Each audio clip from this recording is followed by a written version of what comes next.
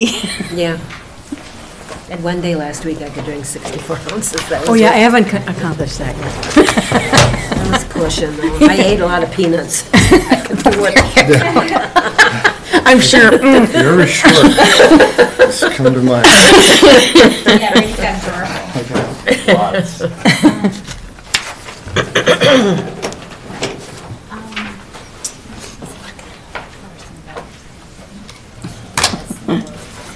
Are you swimming? Not this time. You're swimming, but not swimming. I am going to Duluth tomorrow to have an MRI to find out how bad my shoulder is. Then I'll figure out what I'm doing. Did you fall? Just I'm from, fishing from catching those ginormous fish. yes, over the years, that fishing catches up with you. Golf. Oh, no, golf. Golf. It was a 6-iron. Okay, First fairway of the first hole this year in May. I okay. know exactly when it was. Huh, sounded like an owie. You swing a 6-iron as hard as you can, and you hit too much ground so that it stops. Ooh. Yeah. Morning, Judy. Somebody was playing golf this morning That's right. Last week in an in MRI. the cross. Going to the gala. In the pool cart. Yeah. Is that? Oh, shoulder stuff, hate it. No, That, it shouldn't be on the green. well, only if you need surgery. What did you find out? Shoulder stuff is I didn't not as see 'em bad on as the just green. getting But they older. have my rest. Oh, because that means more stuff. Ground stuff frozen. Okay. It's a little frosty. Do they have any guesses? Yes. Probably do laparoscopic surgery after the first of the year. Good morning. I'll call the Cook County Board of Commissioners to order, where our mission is supporting community through quality public service. Please rise for the pledge.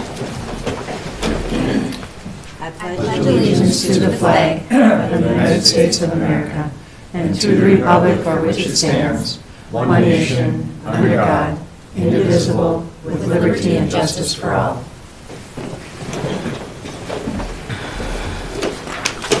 So we'll make sure that we're closer to our microphones, since that was a request at our last meeting, so that everybody can hear us back there. Is that good? Better. Better? Okay. Good, better, best we'll try to be. Is there an adjustment to the agenda? Madam Chair, I have 2 adjustments. I handed out a request, I'd like to add on for a liquor license under consent agenda. Liquor and tobacco license, if that's all right. And then postpone the discussion on the per diem policy. Still working on that. Okay. So we'll take that one off. Any other requests? Madam Chair, I would ask to add an agenda item to discuss arts and culture grants. This was reviewed by the Budget Committee last week, and this is the recommendation for those. I would add that under Administrator Report. We'll make that E.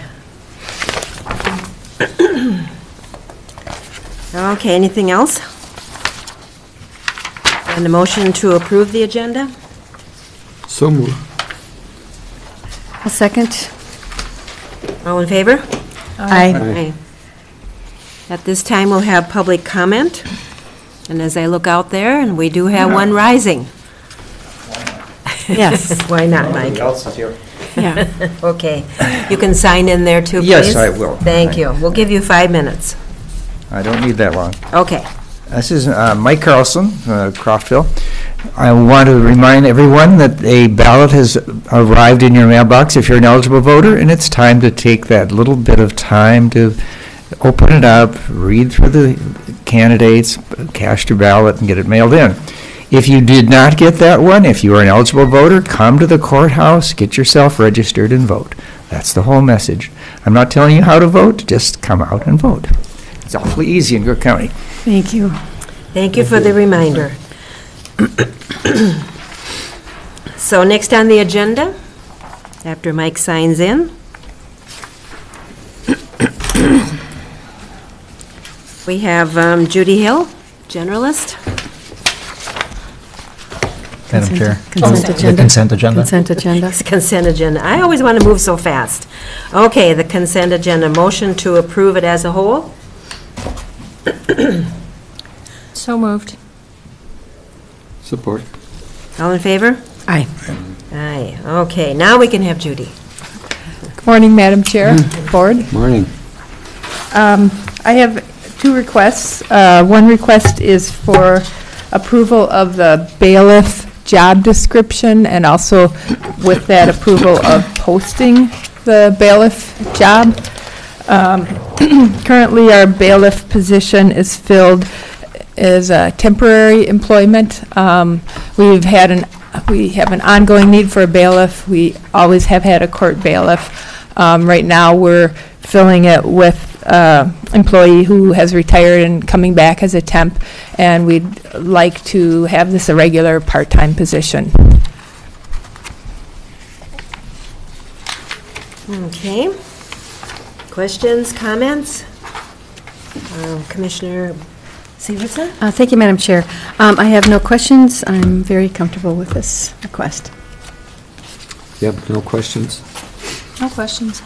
No questions. Motion to approve. Second. Any other questions or comments? I'll approve. Aye. Thank you, Judy. All right, thank you.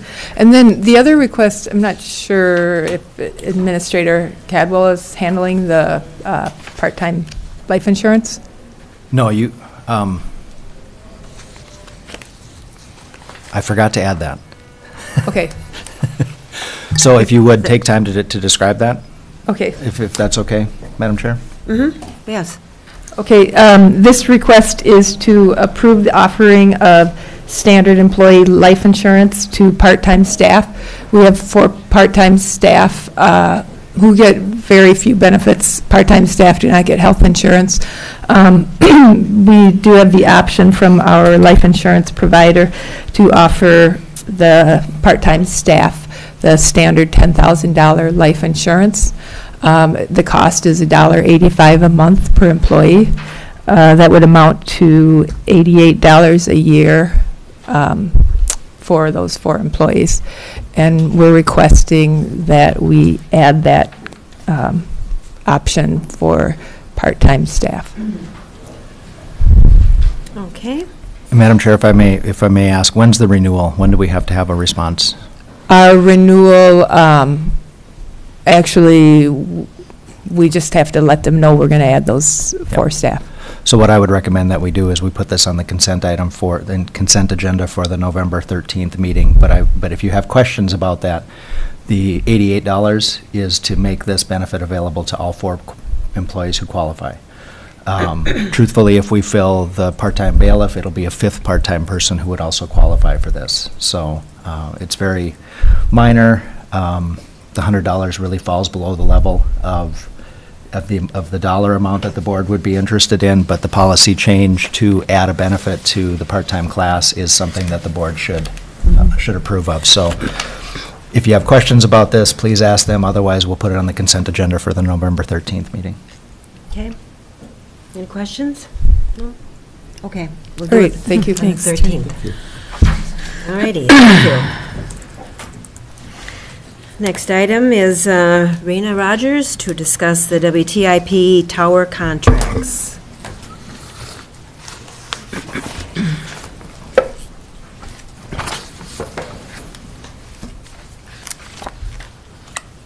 Morning, Madam Chair, Commissioners. They just sent you up on your own, didn't they?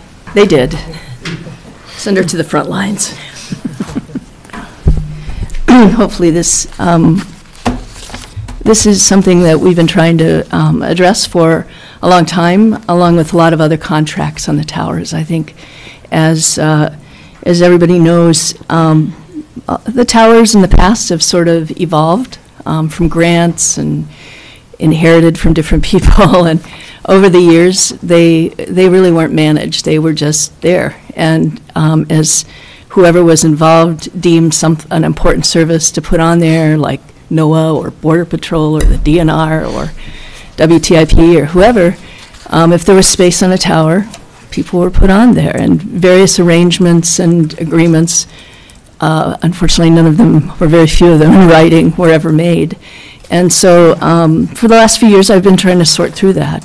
There's a lot of good reasons to have contracts for us, mostly about liability and our understanding of how we use the towers. And I think one really important part of understanding the towers is that their primary purpose, the reason they were built, the reason that the county has them, is for public safety. We had them initially for our VHF systems, and now we have them for our armor systems. So the other parts, many of the other tenants that are on them are also related to public safety, and that's a really important thing for us to think about today. So basically, I'm going to put up 2 requests to the board. I'm going to request that we approve 3 tower contracts with WTIP radio station. They are currently on Old Ski Hill North, Gunflint Lake, and Grand Portage Info. The term of each contract is 5 years, with 5 automatically renewing 5-year terms. So the way these contracts were set up was we used an operational model that y'all approved a few weeks ago. We talked about tower lease, or tower rate, tower lease rate policy, I think that's what it was. And we talked about two ways to apply that. One was a market-based rate, and one was more of an operational-based rate. And the market-based rate is for large commercial companies where people use their tenancy on the tower to actually generate income. Cell companies are a good example of that.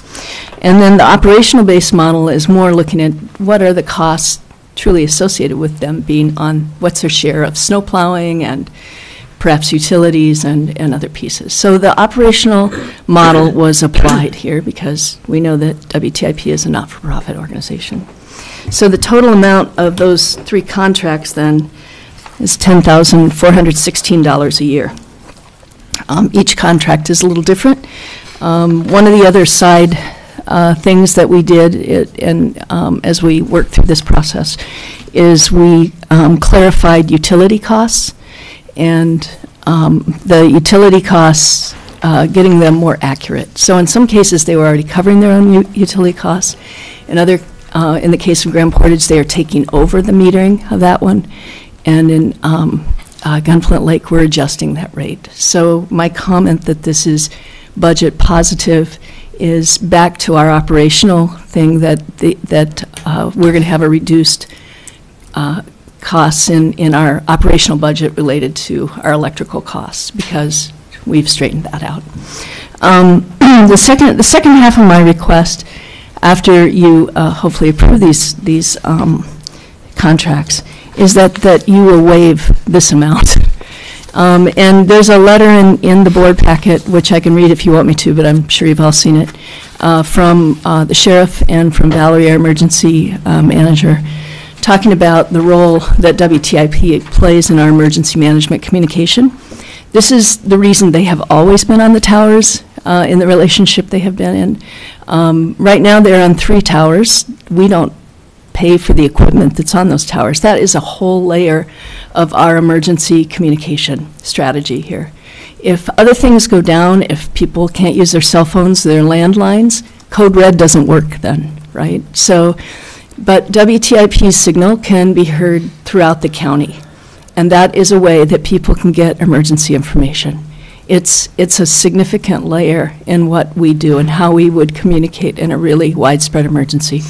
So for that reason, I think the value can be waived and should be waived, with the understanding that they are paying their ongoing operational direct costs of utilities now, that's been sorted out. I do know that the world changes, and that maybe in 5 years from now or a few years from now, we may have another option besides using WTIP. So I'm going to ask, and WTIP is aware of this, and emergency management's aware of this, that every 5 years prior to a renewal of a term, that this request is again made to the board, and the board makes a decision whether to waive it or not.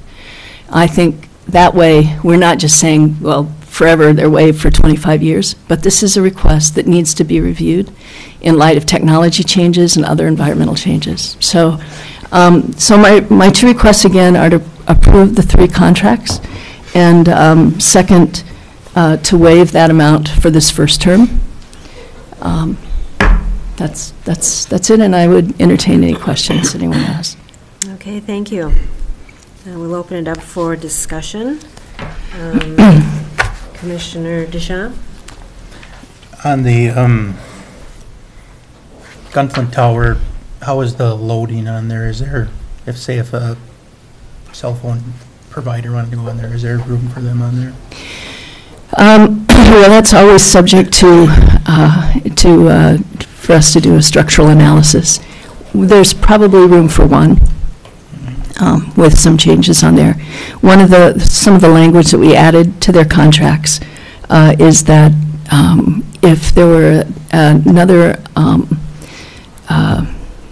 provider that would give us some higher level of emergency management, a higher level of public safety could be provided, that we have the ability to move them to another location so that we can accommodate that. That language has been added to the contract.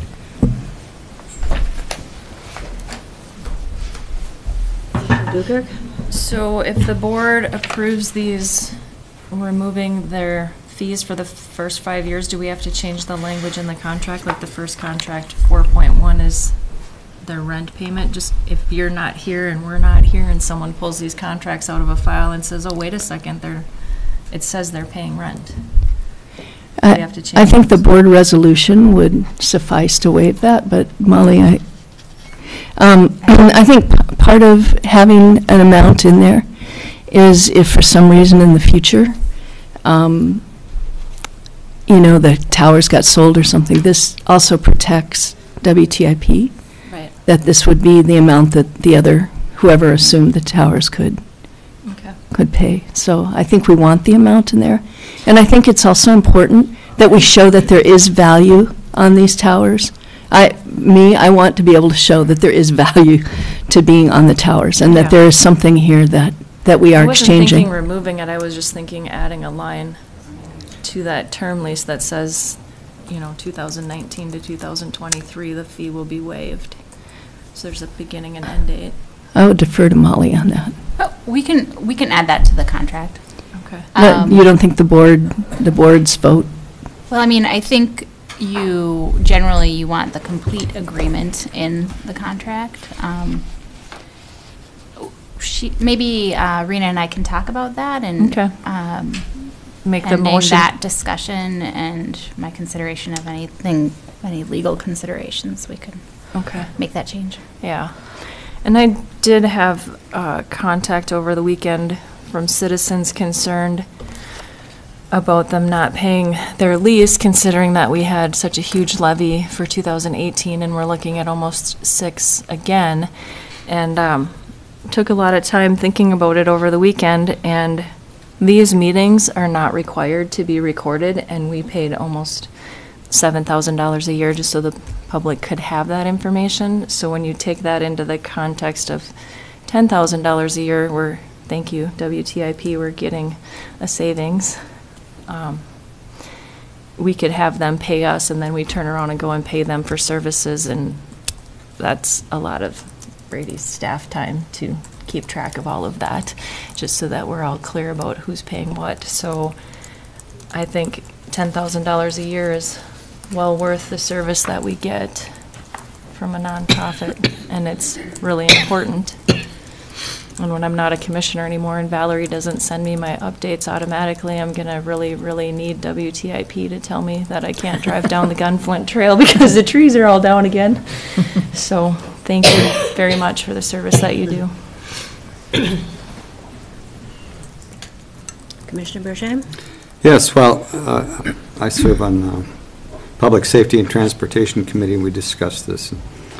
And I appreciate your work on it, and definitely appreciate what WTIP does to our community. And when we talked about this, we didn't figure it out, but at some point in time, I asked our emergency director, what would this cost if we had to go commercial to pay, a for-profit company if they had some of our towers, and it would be triple, 4 times, 5 times this.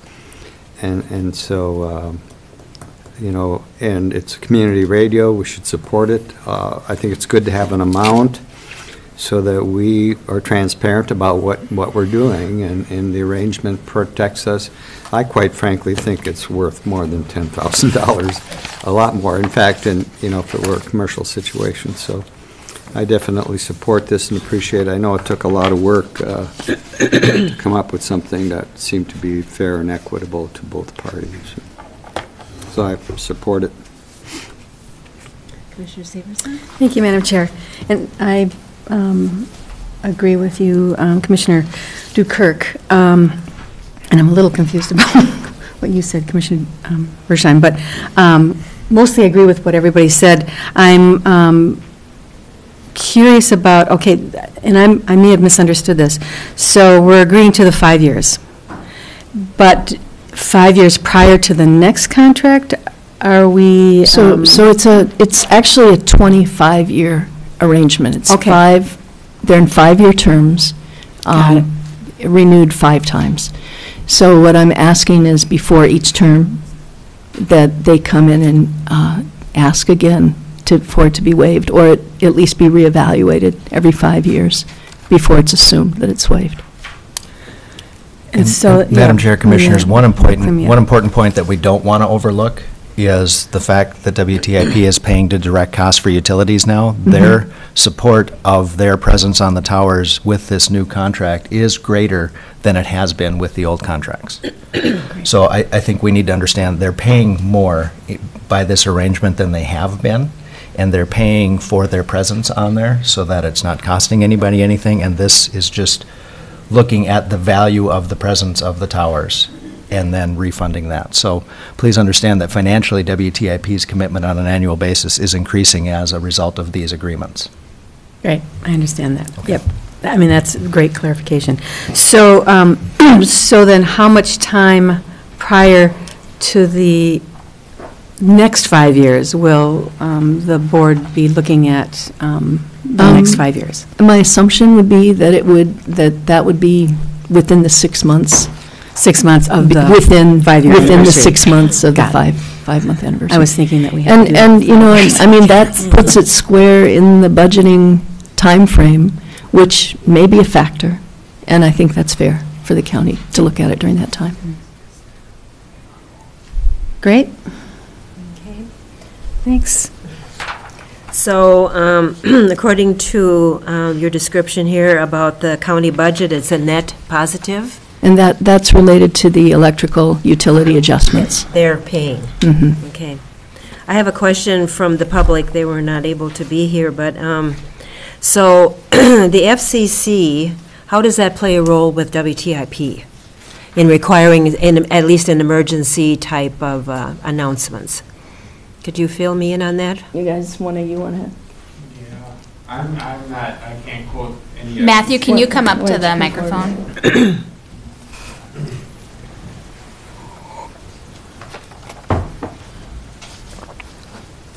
Yeah, I'm not prepared to quote any FCC regulations that they put forward. I'd have to actually go back and look at the, I think there would be a lot in the CFRs or something like that, and check and see what exactly that is as far as what they say we have to report.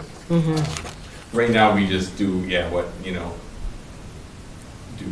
bring all the information that's available to us forward When we have an emergency? when we have an emergency. Okay. But what exactly is required by the FCC, I don't know that language, or if there is any language. So agree that I would assume that question, and I'm just going to put the 800-pound gorilla in the room. I would assume that question is asking the question, shouldn't they just be required to do that anyway? And shouldn't be compensated for that? And to that, I would basically say, maybe, I don't know. But the truth is, and I think this is the factor today, and why I'm asking it to be revisited every 5 years, that if WTIP couldn't be on our towers for whatever reason, maybe they couldn't afford it or they just didn't exist anymore, we would have a serious gap in our public communication. We would. And so whether they're required to do it or not is a moot point. And in my opinion at this point, because there are no other options to replace them. Nobody else we could look to do that at this time. I think that's, so yes, to whoever, I say, yeah, maybe they are required, but their ability to be here and to exist affects us in our emergency communication here. Right, and I serve on the emergency management along with Commissioner Bersheim, and we certainly understand, especially since the last storm ago, to get information out. Otherwise, 911 would be inundated, they wouldn't be able to handle it. So, I mean, that's just a small example of the radio station's involvement in it. And then the other question was, do you receive any legacy funds at the radio station? We do, but not for emergency management at all. Okay. No. It's a separate box for that. Separate box. That's mostly arts and culture. Yes, okay. Okay, so paying for the utilities, do you know how much that could be or would be, or is that something new now with the contract? I can break it out for you. They have been paying their utilities at Old Ski Hill North, up above Grand Marais. In Grand Portage, they are taking that metering over, and I believe that'll be around $1,400 or $1,500 a year. And then at Gunflint Lake, that one's really convoluted because they're in a county building along with a lot of other tenants where the county's paying the utilities. WTIP had a contract many years ago, almost 2 decades ago, that has since expired, where they were asked to pay $900 a year. And they have continued to do that even though the contract expired. But we have adjusted that to the $1,400 a year, the same as Grand Portage, based on last 2 years' bills, to be more accurate of what they use, because the equipment is very similar. So we think that's a good guess. It's convoluted because not only are they in the building, but they use, there's the generator and there's a lot of things that are commonly used, so trying to sort that out has been, it was easier to try and find a comparable one, the comparable usage and assign that to it. So the net for the county is maybe $2,000 a year increase. So it is net positive. It's a small amount, but it's net positive. Okay. Any other, yes, Commissioner Du? I'm going to go back to the gorilla in the room. Besides FCC required reporting, you report way more of what's going on here than emergencies. And again, we used to pay to have these meetings put out there for the public simply to give them information, and you're not charging us for additional information. You report more than emergencies. And we, as a county government, are required to report in the newspaper, and we pay for every single line. So it costs money to get that information out there. Even on social media, it costs staff time to get that money, to get that out there. So again, we're getting a huge value. So I will make the motion to agree to this contract pending Rena and County Attorney Hickens' review of the language. I'll second that. Any other further questions or comments? All in favor? Aye. Opposed, same sign? Okay. So there's a second request to then waive that amount of those That was contracts. intended in my motion, but I'll make the motion to waive that rental fee for 5 years. Second. Any further comments or questions on that? Okay, all in favor? Aye. Aye. Thank you, Commissioners. Thank you. Thank you.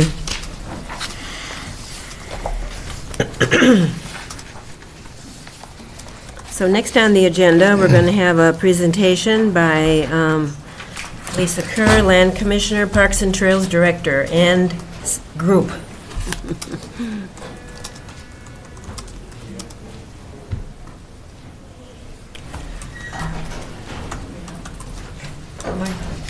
Good morning. Good morning, Madam Chair and Commissioners. So I'd like to introduce Denny Kneff from the Spear Hiking Trail Association, and he's going to be the one discussing our first item with the Pincushion reroute. I'm going to pass out these maps so you have kind of something to look at, and then I'm going to set up the TV for my PowerPoint for the next item, if you don't mind, while he's talking. Good morning, everybody. Morning. Again, Denny Kneff, I'm Executive Director of the Superior Hiking Trail Association. The Superior Hiking Trail is our responsibility. Our office is in Two Harbors.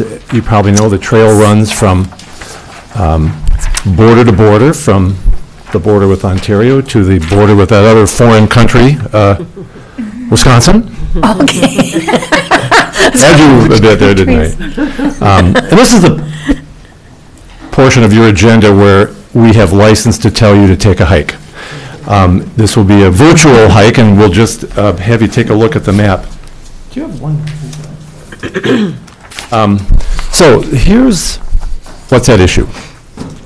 For years and years, the Superior Hiking Trail shared a portion of a ski trail up around the Pincushion Mountain overlook.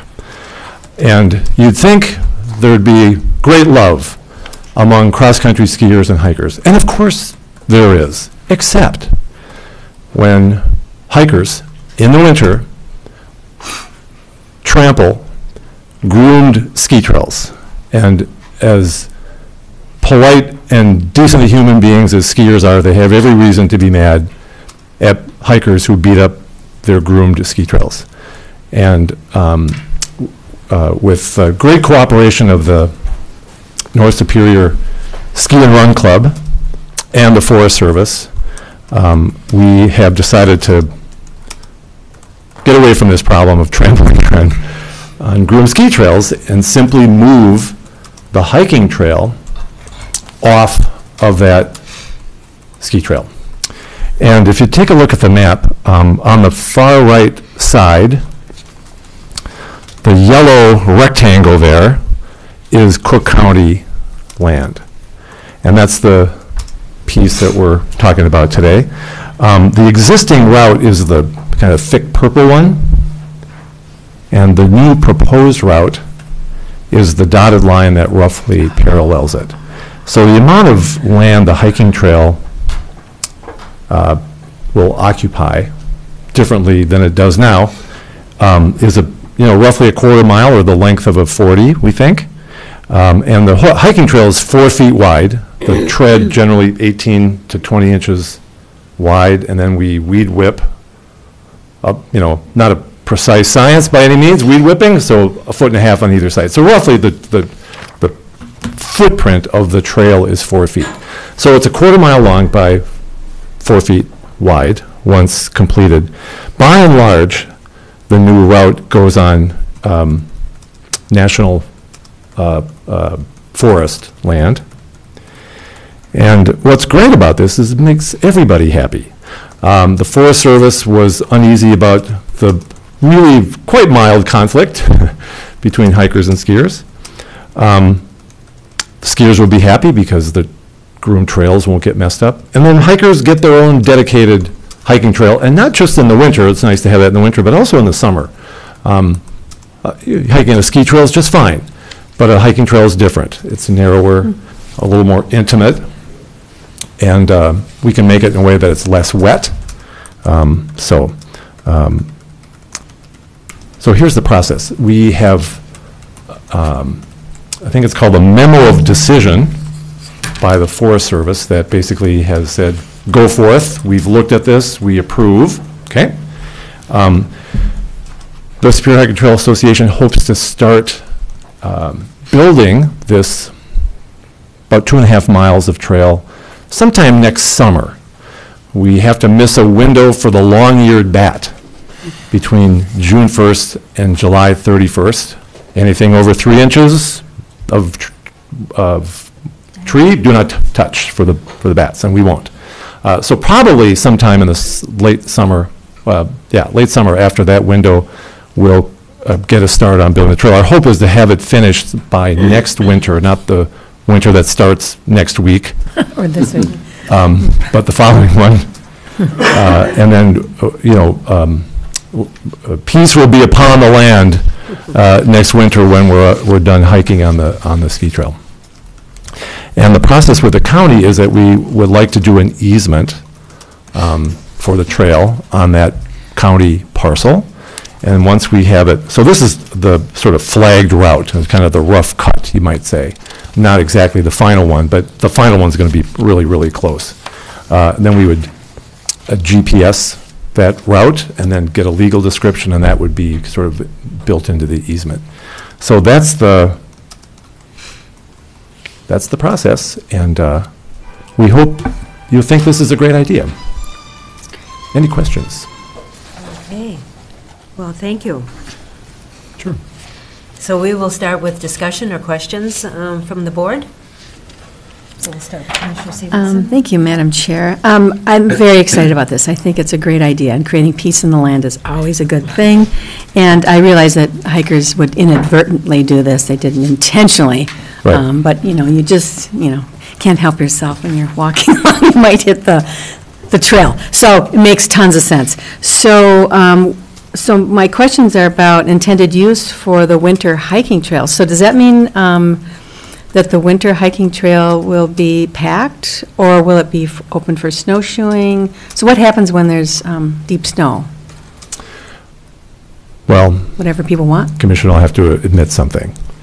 I don't like snowshoeing, but what I love about snowshoeing and snowshoers is if they go ahead of me, Pack the trail. I can walk on, they act like groomers. So we don't groom the hiking trail. Of course. And of course, it's open to snowshoeing and hiking. So, Got it. yes, is the short answer to your question. Okay, so I would just, well, it's neither here nor there, but, so people will still be tempted to hike on the cross-country trail because it'll be flat, it'll be packed. But they certainly won't snowshoe on it. Yeah, we tried, there's something funny, I think we all, it doesn't matter what you like to do if you're a driver or a hiker or a horseback rider, that there's something about signs in English that become some other language when you see a sign, or you don't see the sign. So we tried signs, for many years up there, don't hike on this because it's a ski trail. And there would go the footprints right past the sign. So we'll continue to sign it, but at least people have a clear option Yeah, now, or we'll have a makes clear tons of option, like sense. hike there, ski over there, don't hike over there, yeah. And maybe there would be potential in the future to actually groom the hiking trail for hiking in the winter. Yeah. Jim, can you come forward to the microphone, please? Sure. Just for the record, thank you. Actually, Denny, I'll grab this one. Thank you. I'm Jim Shinners. I'm with North Superior Ski and Run Club. And there's a little different element here, too, I think, that will address your question, Jan, more directly. We're working with the Forest Service now to reconfigure the signage in the parking lot. So the current kiosk that's located to the north of the parking lot, that's actually going to be broken down into 3 separate kiosks. And one will show skiing going this way, hiking and snowshoeing going this way off the end of the parking lot, and Superior Hiking Trail going this way. And I'm the groomer up there, and right now it's our intent, once this trail goes through, to run a snowmobile out to Pincushion Mountain Overlook and then come back so that that trail is packed. Awesome. Because it is going to add a good deal. We get a lot of questions about snowshoeing, and snowshoeing up there right now is really limited, so this will give people an opportunity, and that the bulk of the issue that we have in the spring, especially with hikers, is they want to get out to the overlook. Right. And it's been great to work with this, with the Superior Hiking Trail Association, because I don't know what you think about global warming, but I see this clearly as a global warming issue. And I think it's for us, for hiking and skiing and everything else, it's a good issue to have. We're having increased pressure in the spring with hikers coming up because there's no snow down in the Twin Cities, and even in Duluth, their ski trails have melted and people want to get out and hike. But up here, we still have a foot of snow, and we have teams coming up and people wanting to train, and hikers hiking on our ski trails. So this is just a wonderful solution. It's going to add capacity for fat tire biking, for snowshoeing, for hiking. Great. And it's going to separate out the skiers from the rest, yeah. Awesome. I'm done. Okay. So I have a couple questions. The Forest Service have approved this? plan? Yes. Okay. They helped us flag, what we call flag the route, which is put the little flags on the trees, where it's going to go. And then they map it with GPS. And Forest Service actually generated the map you have. And then they submit that to their environmental analysts, let's call them. And then they do their review, which is unique to them. And then the, what they call memo of decision says, go forth. Okay. So yes. Okay. So when it comes to the county and requesting an easement on that, what steps have been done with that? Nothing yet, other than conversation, and maybe Molly would chime in here with that, where the conversation sits at the moment. I'm happy to do so, Madam Chair. So I'm not certain that this would be an easement agreement, probably more likely a right-of-way agreement for the trail. And making a legal description with the use of GPS, I think we would probably use the GPS data and we would use the map to particularly describe where the trail would lie. But then we'd come up with a right-of-way agreement with the Trail Association, and we would try to have that in place before the construction season. And we could set out some of the terms to be consistent with the Forest Service rules. Does that answer your question?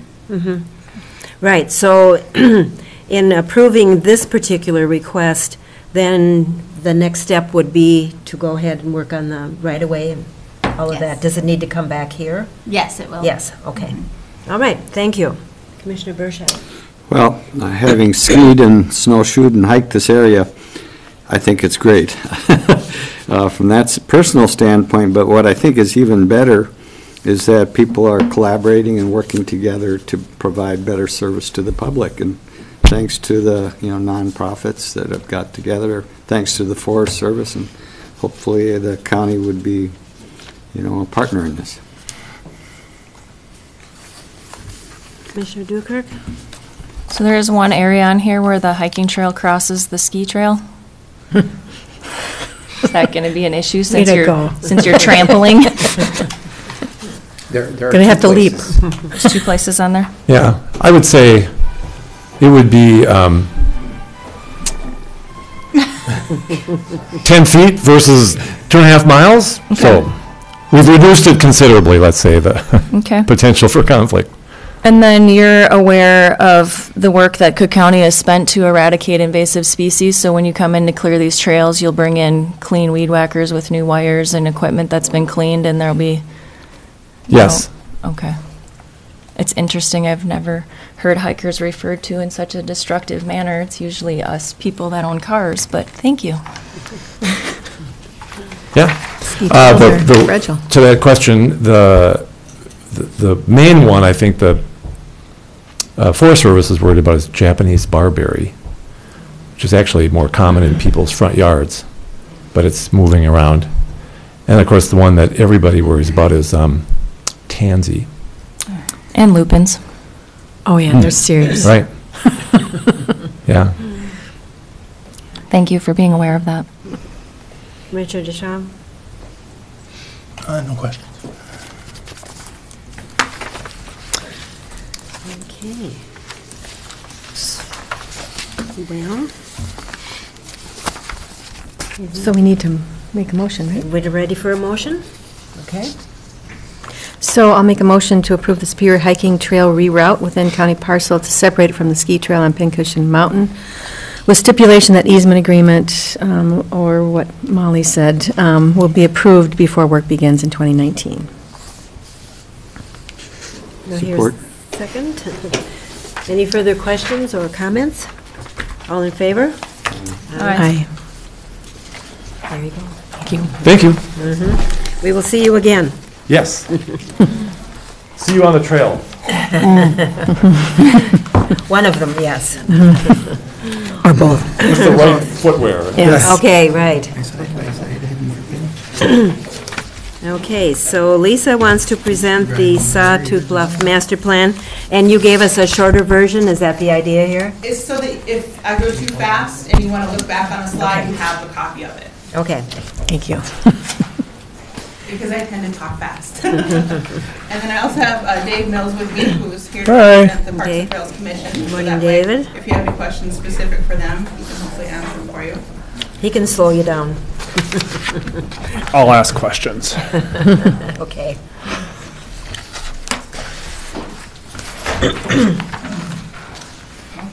Well, again, good morning, and yeah, we're here today to give you basically a project update on the Sawtooth Bluffs Master Plan.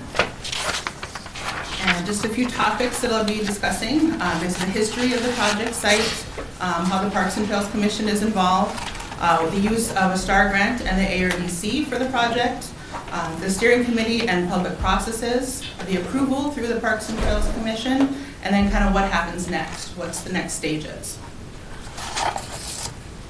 One more thing, just if you need a reminder of where the Sawtooth Bluff Recreation Area is, if you look to the right there, it's the area highlighted with red. Right here.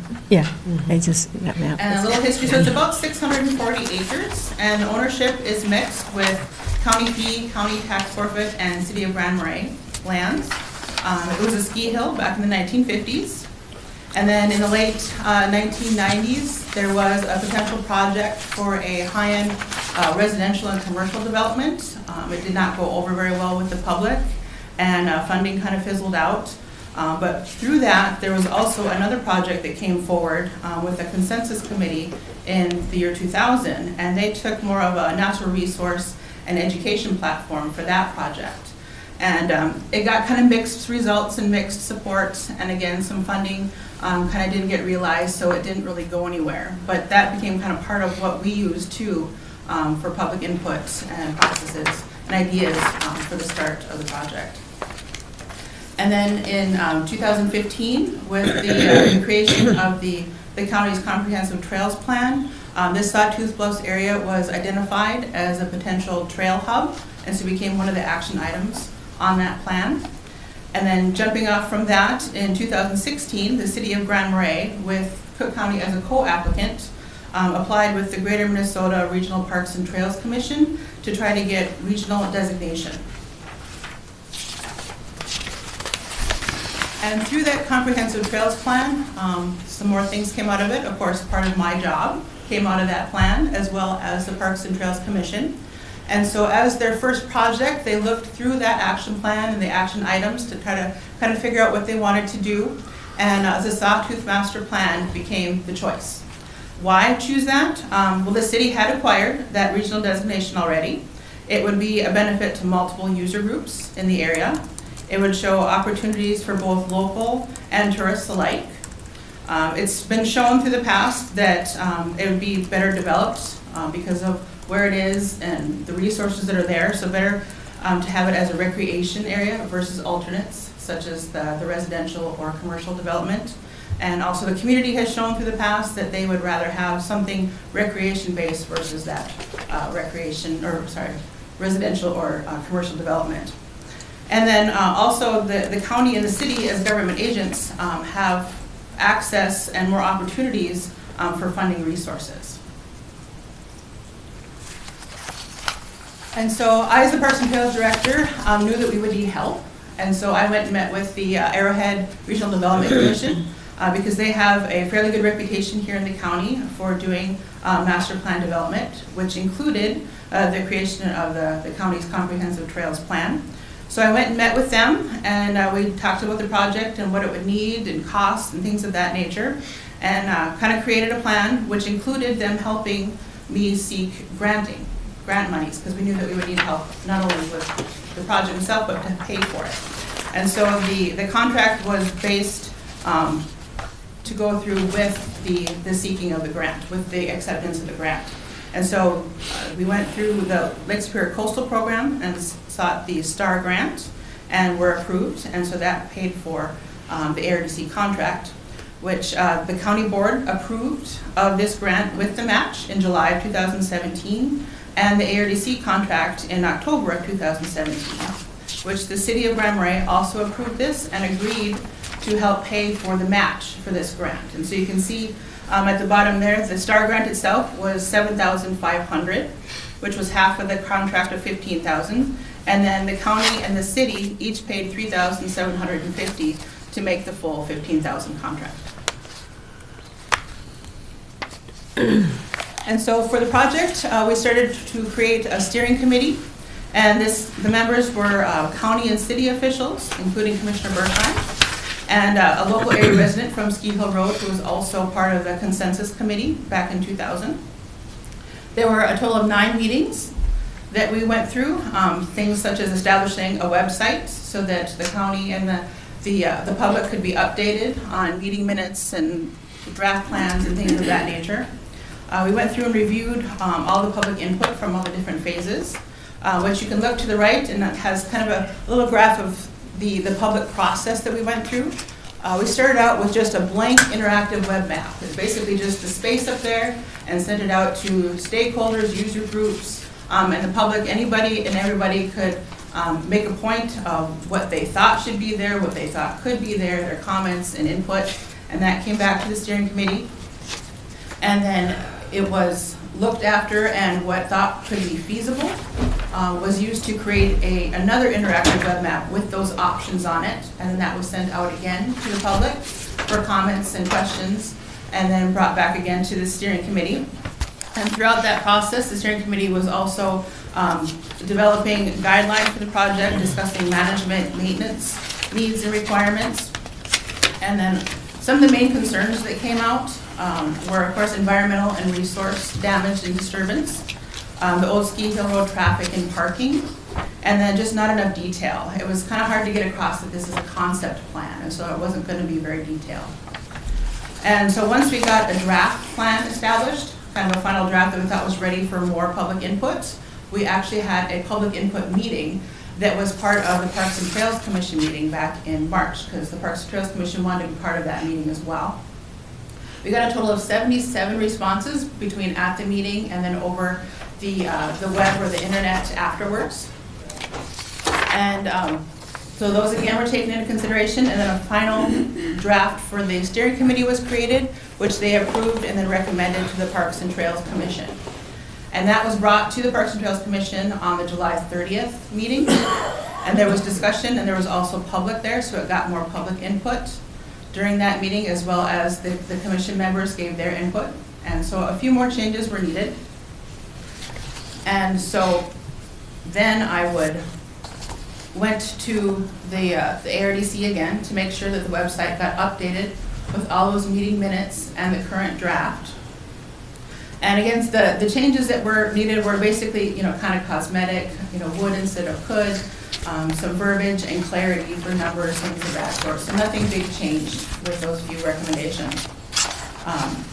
And I was given an editable version, a Word version of the map, so I could do those changes ongoing. And then it was brought back to the Parks and Trails Commission for a special meeting on August 7th.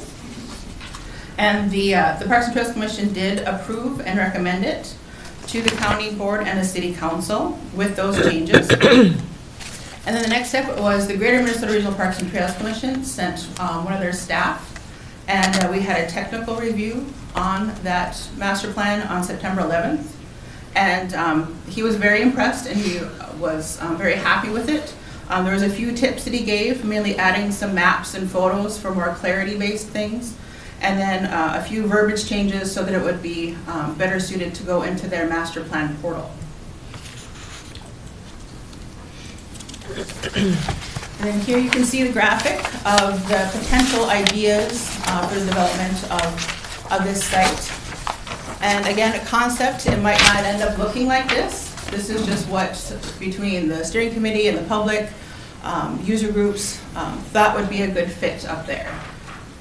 And this project, moving forward, would be managed by a joint powers board between the city and the county. It's going to be at least a multi-year, if not a multi-decade project. There's a lot of things. It's going to depend on a lot of sources and things along the way, environmental factors, funding factors, user groups. So it's not going to be done tomorrow or done next year. It'll be quite a while before it's finished. The campground being one of the main potential revenue sources, and that would be, again, run through the Joint Powers Board. Could generate revenue for maintenance and expansion later on. There are, as you can see, the bright yellow, there's some residential areas that have been identified, which that was thought to be an important part of what the county needed. So we wanted to make sure that was in there. If those projects did go forward, they would probably be separated out from the recreation side, and that's mainly for funding purposes. Like with the Greater Minnesota Regional Parks and Trails Commission, who would be the initial funding source sought, they do not fund residential type projects. And so if that, again, the residential move forward, it would just be separated out as its own project. And then lastly, what's next? How do we move forward? So with the county board and the city council, basically feel free today, ask questions. Over the next month, ask questions. I'm going to be giving a similar presentation to the city council next week at their meeting. And then I'll come back to both the county board and the city council at the end of November and ask for approval of this Sawtooth Bluffs master plan. And then once approval is received, then it will be starting to create that joint powers agreement and board between the Cook County and the city of Grand Marais. And again, this joint powers board is basically going to manage the project. And they can also be an applicant for funding. So how things would happen is that user groups would come and present their projects and ideas to that joint powers board. And then if the joint powers board thought it was a feasible idea, then each and every project would then be opened up separately to vetting and public process before any approval was given. And so again, I just want to emphasize that this master plan is not set in stone. It's basically a guide to potential development of that site. And so what it looks like in the end, I have no idea. But with that, I thank you, and feel free to ask questions. Okay, thank you so much, Lisa. This has been a long process. And the great part, though, was receiving the comments from the 77 folks who submitted their what if and could we and look at that, and you brought it back to you. So this is a great start. And so we're going to open it up for questions or comments. Commissioner DeShaw? What's this, if this gets going there, who's going to fund this? Well, the Greater Minnesota Regional Parks and Trails Commission is going to be the initial funding source sought. I just...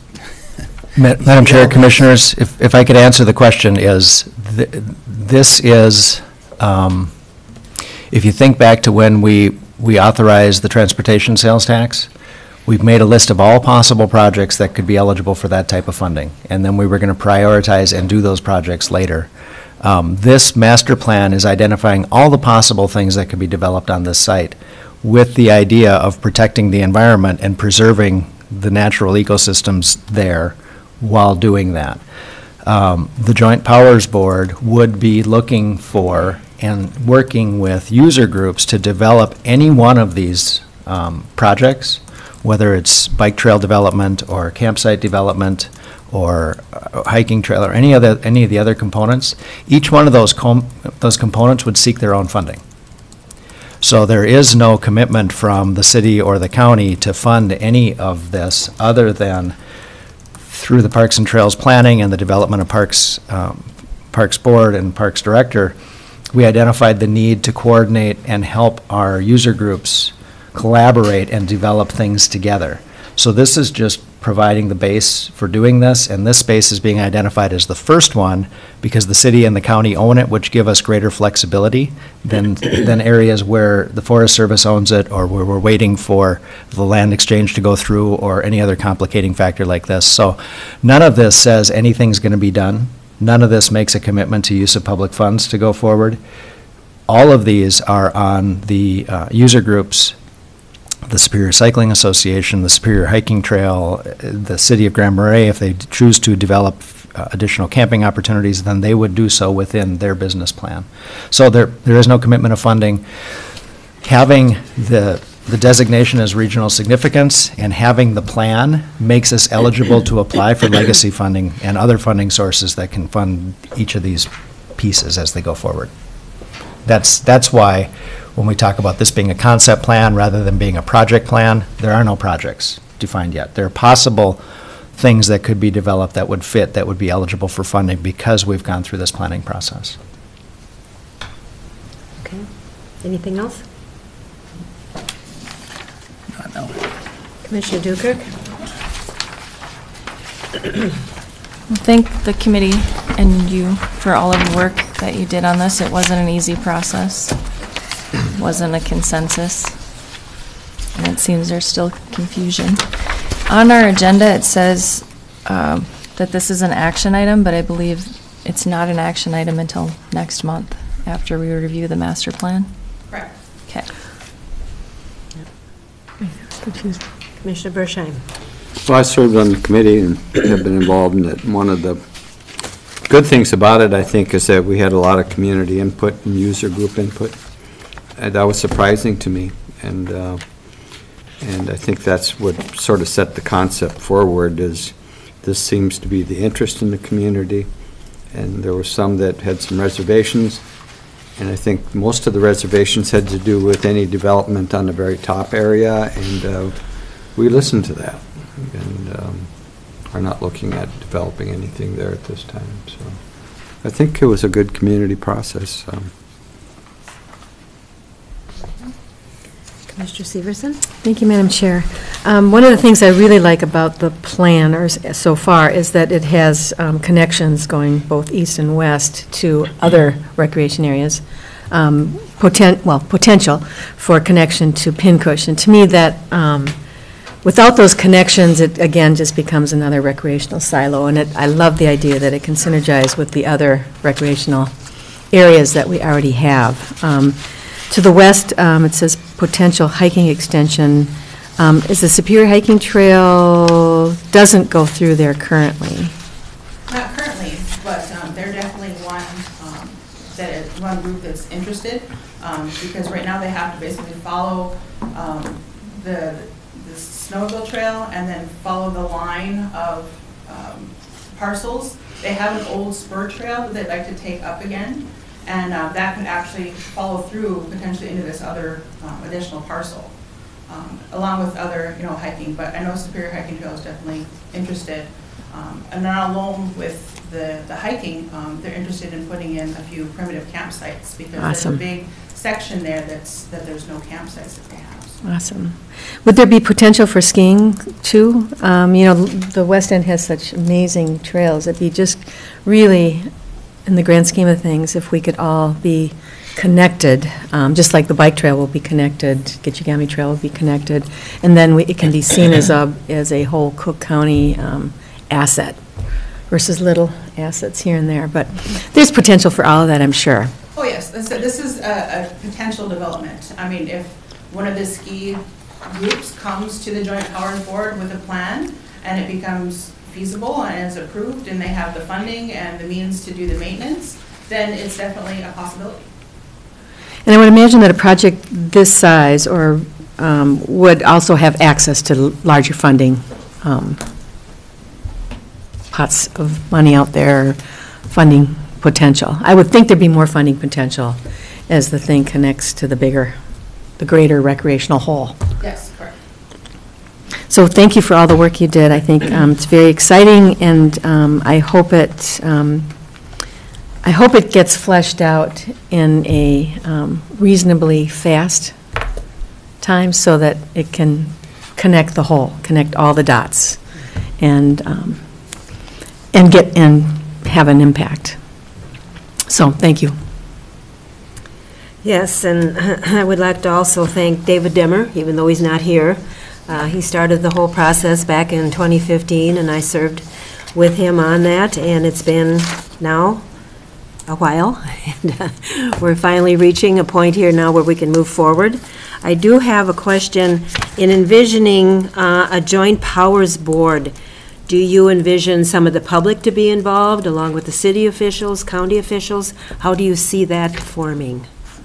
Well, that's something that would be fleshed out once we get approved. And part of it, I would ask you, as the county board, what you think would be good as far as participants on the Joint Powers Board. We definitely were going to need the city and the county involved, because of course you have city and county land.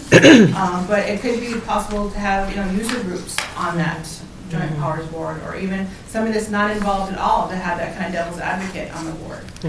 So right now, other than city and county, it's kind of up to you guys, between the city and the county, who you think would be good participants on that joint powers board. Okay, well, that is something to be decided in the future, but I think in order to have good representation, probably we need to look at a broader board with this, so be open to suggestions in the future. So you'll take this to the city meeting next week? Correct. Okay. All right, any further comments or questions? Along participation, we still don't have a full Parks and Trail Board, so if you're interested in this stuff, please sign up for District 2 and 4. Right. Okay, very good. Thanks so much for coming. Appreciate it.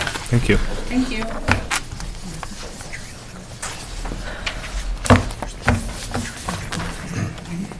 Okay, next item on the agenda is Brady. Madam Chair, that first item, we postponed the per diem. So what's left on the agenda is the purpose and history of the revolving loan fund. I see Hal Greenwood and Pat Campanero are here also. Thank you. And they may choose to speak later.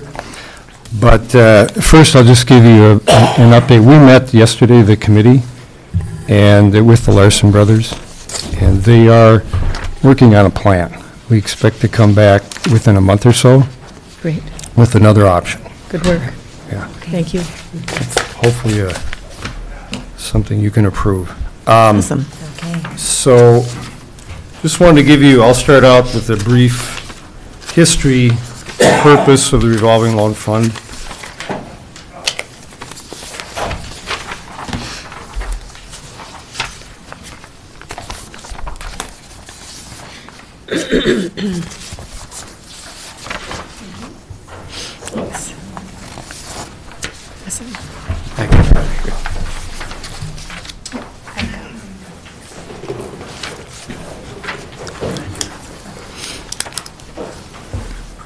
And this is just a brief summary. We've got a set of guidelines that guide us. There's a statute that guides the revolving loan fund also. And our guidelines are within that statute. Sometimes they're a little more restrictive, but that's what the board 30 years ago, or whenever this was started, put in place, and that's what we follow to this day. The main purpose of the revolving loan fund is to create and maintain permanent jobs, expand the tax base, and stimulate economic productivity. The goal is to complement, not compete with private lending institutions. We're primarily for the private sector, but we can also provide loans to nonprofits, and we have done several of those. The allowable use of proceeds are real estate, including land, building purchases, building construction, leasehold improvements, and renovations. The board has set the terms for these type of loans at 20 years. We also can provide loans for machinery, equipment, including acquisition, renovation, or moving. Those terms were set at 10 years. We could do more, but within our guidelines, this is where we've limited it rather than working capital and those types of things. The maximum loan size is $250,000, and loans are limited to 1/3 of the total project. Under the state rules, laws, we could have a maximum loan size up to $500,000, but we've chosen to limit it. It started at $100,000, and it's gone up partly because costs have changed, so $100,000 is not the same as it was 25 years ago, but in response to certain needs, we've increased it also. Loans are limited to 1/3 of the project. By state law, they could be as much as 50%, but under our guidelines, it's 1/3. Loans of $75,000 or less, we can provide low interest for. The guidelines say 1% over the 10-year T-bond rate for real estate, 1.5% over the 10-year T-bond for machinery and equipment. You'd have to study those rates to know that that's low, but it is significantly below market rates, generally 2 to 3% lower. Sometimes it varies on the market, but right now they're in that 2 to 3% rate. So most of our loans are, say, low threes currently. If over $75,000 loan, then it's at a market rate. which means we go to the local banks and we average and use their actual market rate. And these can be direct or bank participation loans. Since we only fund 1/3, usually it's a bank participation, but occasionally someone has a private investor or they have their own funds or sweat equity that makes up the other 2/3. The difference between the 75,000, that's in state statute. If we were to provide a subsidized loan over 75,000, we'd have to meet certain state requirements. I'd say the one that you probably is most common to everyone would be the livable wage type of statute. So they'd have to promise to provide, and you'd have to set, the board would have to have public hearings and set that wage level. They'd have to provide those kind of jobs, and we'd have to go out and monitor them and report on that every year. And the board has never chosen to go that route. So the funding source, there's never been any county funding for the revolving loan fund. It started in 1988. It was 3 large loans to local businesses. This was after a recession in the early 80s. There was some great need at that time. And Department of Economic Development provided these $250,000 loans to these 3 businesses and said that the county could keep the first $100,000 plus the interest to start this loan fund. There was a 4th one, a smaller one of $67,000, for which all of it also went into the start of the fund. So since that time, the county has loaned, including those, about $6 million to over 85 businesses and projects. And our current outstanding balance is about 1.6 million. That's Hal Greenwood is here, and he was instrumental in the starting of this loan fund, and I think he's got a little bit to say about that also. Well, I'd like to give you a little history of this outfit. I was in the Perpich administration and got a call from an individual, which I would not like to use his name here publicly, but privately, if you want to ask me, I'll tell you who it is. But it was one of the leading employers of this county, and he said, I have an emergency and we need $250,000 and we need it quickly. So Mark Dayton was the chairman of DEED, where the money would come from, and Mark Phillips, the current head of the IRRB, was his assistant at that time, and I was involved in the oversight of the DEED operation for the governor. So I called Carol Gretzik and I talked to her about this. I said the DEED will loan the money directly to these businesses, but part of that loan, each $100,000 out of that will be given to the county to restart a loan revolving fund, which there is a state statute that covers that. So that's how this got started. Now, it's kind of difficult to explain when you get into the financials. The Federal Reserve Board has, a lot of people think that the money is just printed, and that's a small part of it. The money supply is created by debt, and their formula is every dollar that's lent out returns $6, and that was very true with our loan revolving fund. That small amount of money turned into, we have lent in the 33-year history of this, $6,300,000 to businesses, to support businesses. We have an excellent board. Bruce Kerfoot is on it, and he's been great. He counsels small businesses, and his judgment has been valuable. And Scott Harrison, who is a member, and Pat Campanero of the small business has been absolutely wonderful and dynamic in helping small businesses get started. And we've lent the big businesses money, but my real gut feeling is that I really enjoy starting small businesses. The Crooked Spoon, I'll give you an example. They came to us. They asked for $20,000 to build a kitchen, and one of our members said, you can't do that for $20,000. So we lent them $40,000. Now, they couldn't at the time qualify for a bank to do that. So we did that. We based it on the entrepreneurial spirit. The 3 C's in lending are C for collateral, credit history, checking salaries through copies of income tax returns, and the FICO scores, which score credit scoring. So, and the third one is the most important one that we use, because we're not a bank, is the character and the entrepreneurial spirit, and that's what this fund has been about. Now, it is a risk in lending? Yes. There's nobody that can say you can't make a bad loan. John Lindell was one of the valuable members of our board for many years. He was second in command of the largest bank in Minnesota, the Northwestern National Bank of Minneapolis, where John Moorhead was president. He was executive vice president, not only of the main bank, but he was also executive vice president of Banco, which had hundreds of small banks throughout the state of Minnesota. His experience has been so helpful to me in this fund over the years, and unfortunately we lost him.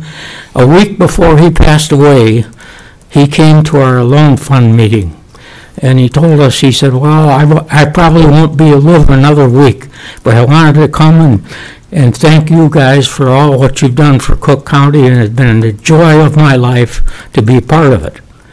Now, Myron Bersheim is also a member of this board, and his wisdom and experience with the Anoka County Schools, he's dealt with a lot of finances. He has good judgment. He has common sense.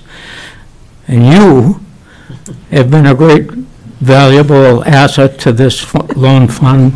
You're steady, you're methodical, and you've done a great job not only for this fund, but for the whole county. And sometimes people don't tell you that, but I am telling you that today. You know how to handle people and stay out of serious confrontations and get through and solve problems. I've watched you do it. You've done a great job. Now, the purpose of me being here today is, I don't want to brag about all this stuff, but the real purpose is, when the Bank Examiners Council for the federal credit unions and national banks and the Federal Reserve banks have a formula. They call it the CAMEL rating system. And it's like a camel in the Middle East to ride, with a humpback. But the CAMEL word means, C means for capital. Do you have enough capital to fund loans and keep the business going? And the most important part of the CAMEL rating is the A. That's asset quality. Now, oddly enough, as a CPA would know, when banks make a loan, it's a liability on their sheet, but it is an asset, and that's how they make their money. And so the M is for management, and then the E in the CAMEL is for earnings, and the L is for liquidity. So I went back recently and went through every loan we ever had. The rating comes from January 1 each year to December 31st. That's how they counted or rated. Now, the ratio of losses that's acceptable is 3% or less. And if it's over 3%, the rating for the top lenders is 1A. And if it's over 3%, it goes to 2A. And then it goes on up, and in the credit meltdown, which I was very worried about, and John Peterson, who was working for Brady at that time, used to put his hands over when I kept coming in the office and taking up his time. But I wanted to make sure that we came through that without serious losses. Now, I've calculated it, and the figures are open to the public. Every year that this loan fund has been in existence, the beginning of the majority of the years, we were under 2%, which is a 1A plus rating. And even though all the total of the $6,300,000 balance, even 33 years of this, we're still at the 3%. taking all losses we've ever incurred. And we have tried to avoid taking losses, and I want to tell you something that somebody asked me the other day if the county board, when they sent the Birch Terrace thing back, was I mad? I said, no. I want to tell you, it helped us negotiate a better deal. So I thank you for doing it. And I'm open to criticism or anything else at any time, but I put a lot of my life and enthusiasm into this fund because it helps small businesses. And there's nothing that can compare to it in this county. And again, Carol Grutzik made me sign an affidavit years ago that you were promised not to ask the Cook County taxpayers to put any money into this fund. And there's no money of Cook County taxpayers involved in this fund that has lent out $6,300,000 to the public to make businesses come out to start small businesses. We got a guy with a rock machine. We lend him money. No bank would ever do that, but he's paying us back.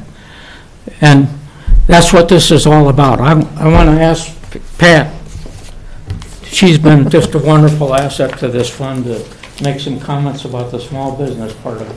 I agree with everything Hal has said, of course, especially about how wonderful I am. However, this fund is critical to small business development here in Cook County. And we take our job very seriously, and we try to make sure that not only do we loan businesses money, but we provide the surround support to them so they understand how to go forward and pay back these loans and become better business people as well. So it's a full service offer that we give. The members of this board have lots of different experiences that really contribute to the overall information and support we give the clients who we're lending money to. So everything Hal is saying is right, and I'm really proud of the fact that we do loan money, and most people pay us back. It's a risk when you loan money, and every once in a while that risk won't pay off, but for the most part, we have beat the odds year over year. So I just want to echo everything Hal has said and thank Brady for the job he does in guiding us through this work. Well, I've taken up enough of your time in closing out. I'll make one comment. I always followed Will Rogers' statements. For some reason, I grew up in the Depression, and of course, during the Depression, the Federal Reserve's basic charter is the lender of last resort. And in this last terrible situation with Freddie Mac and Fannie Mae, the Federal Reserve stepped up to the plate and solved the problem and kept us out of a depression. And I always remember Will Rogers saying, the only damn way a bank will lend you money is if you don't need it. Thank you very much. Thank you, Hal.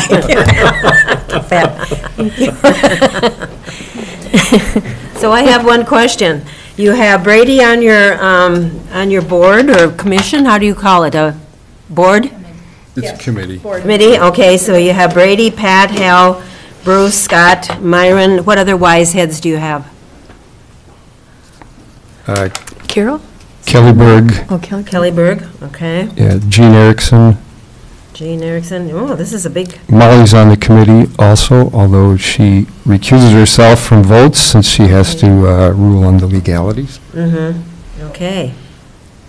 I might add Awesome. too that That's we're all great. volunteers. We spend Yeah. a lot of time on this, Okay. and it's stressful A to lot of loan time. money because, you know, you never know whether, when you make a loan, whether somebody's gonna file for a divorce or somebody's gonna be struck with medical bills. And things happen, you know.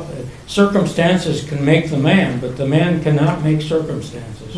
So in lending, there's always a risk. And if any lender ever stood up in front of you and said, I have never made a bad loan, he's turned down probably too damn many people. Good point. That's- Good point. That's the source of lending. No, good point. Yeah. That's right. So thank you. Thank you. Well, Thank thank you. Thank you very much. Without you, we couldn't do this. So, Thank you. It's a good collaboration. thank you. Anything else, Brady? No. Okay. All righty, so we need to take a little break. Okay, we'll come back at 10. Okay. Thanks. Tonight?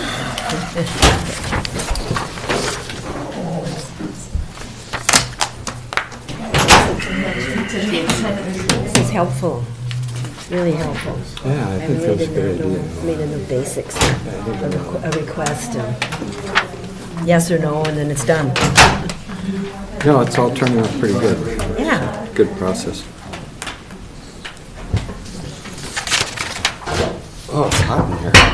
Or is Yeah, it we just could me? open, Huh? Is it warm in here? yeah, we could open the window a little bit.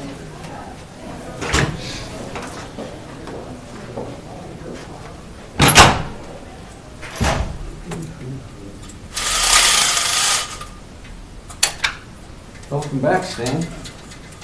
How you doing? I'm doing all right. Is it warm in here, or is it just me? Seems warm. I don't mind a little warm fire. What is the bond rate right now? Let's see. I couldn't tell you.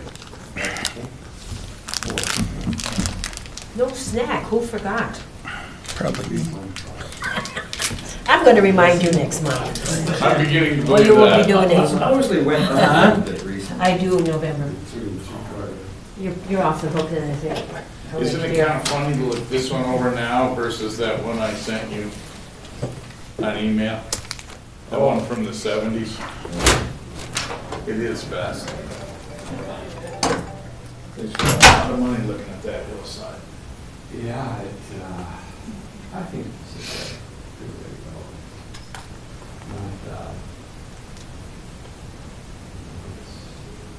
I feel we've got two rural areas that were residential because they're close to city.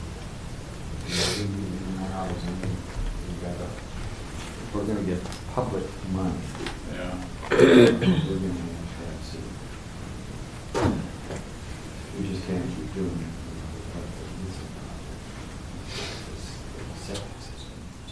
You know, it's tough. Yeah, and you can't get funding from a lot of sources, if you don't have city sewer. Yeah. It's crazy. Discriminates against rural areas.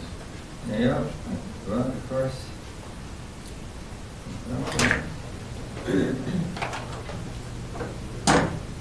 What is the bond rate? I think it's recently. I read something about it several months ago.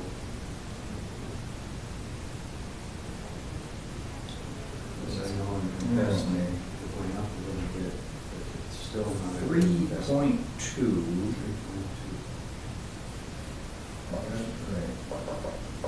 It's been, It was 3 something. well, in September it was right at 3. At one time it was 5. And then when the recession, then it went down. 2, I think. Went back up. Yeah, I'm sure. You know, wow, man. Yeah, it's been a while since it was high. Like 2014, it was just over 3. 3.2. So it's about the same now as it was in Is that right? beginning of 2014. Oh, yeah, okay, yeah. And where it is I now. mean, like it's the same. 2010 or 2009.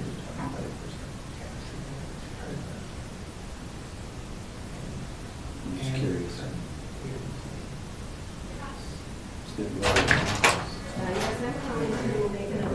This certainly is back 2014. So it's been steady, and it's been low, obviously, for a long time. Are you playing this Sunday for? Yes, are you? Yeah. I'm good. And when we're going to rehearse? No clue. Okay. I talked to Paul. Yeah, I missed that, especially right now, you're able to get some instruments. Really? Where? I'm going to go tomorrow night. By Crescent. Okay, so west. West. Yeah. Which I've not seen the rest before. I haven't seen very many west. I usually see them, halfway up the trail, particularly in the winter at 4:30. Wednesday licking night salt on them. sometimes. Yeah. No, it's Cool. 10 o'clock in the morning. Really?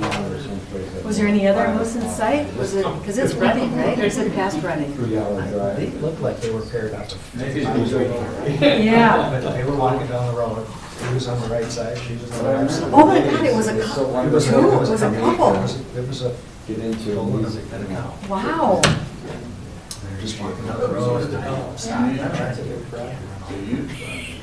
Yeah, I'm So not I got gonna I kill got the typical loose picture, I got a picture of the back end of them used to security before. With some little horns coming out the sides. No, they took off by midlife. Oh, okay. We were right by Forest Service cut off the grade. Okay. So he. 2 years. Yeah. Yeah. She cut it down for a while, then she followed him. Okay. And I parked the car, and I got out with the hand. Yeah. And I walked after her, she's sitting there. She's sitting there looking back at me. I could see her through the brush. Yeah. And I'm walking down the road. As soon as I get past the last tree so I can see her to take a picture, then the brush. But she's like, as long as I'm looking through the brush, you can't see me. Yeah, yeah, you can't see me, because I can't see you. Yeah. Wow. I thought maybe she was warning you. I know this guy. I wouldn't get too close to that guy. Well, they were going out in the brush this way, and the road went this way. Yeah. So, I mean, I Good know job, it's Brady. not- That was very Yeah, yeah, I good. wasn't planning on I'm like catching going them, to chasing them. Yeah, I petting was them. just kind of walking around the outside and seeing Yeah. what they were doing. Yeah, yeah. Nice.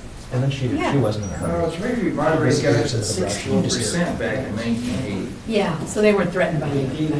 Wow, it was just a Never got short one of those. period, there was a spike there. Round guns. Yeah. Those really round guns. Sitting there with a camera. So when is moose season? There's a moose season. I think it's passed. Really? 2000. Because Oh, it's like mid-October. But there was a little spike way back in 1980.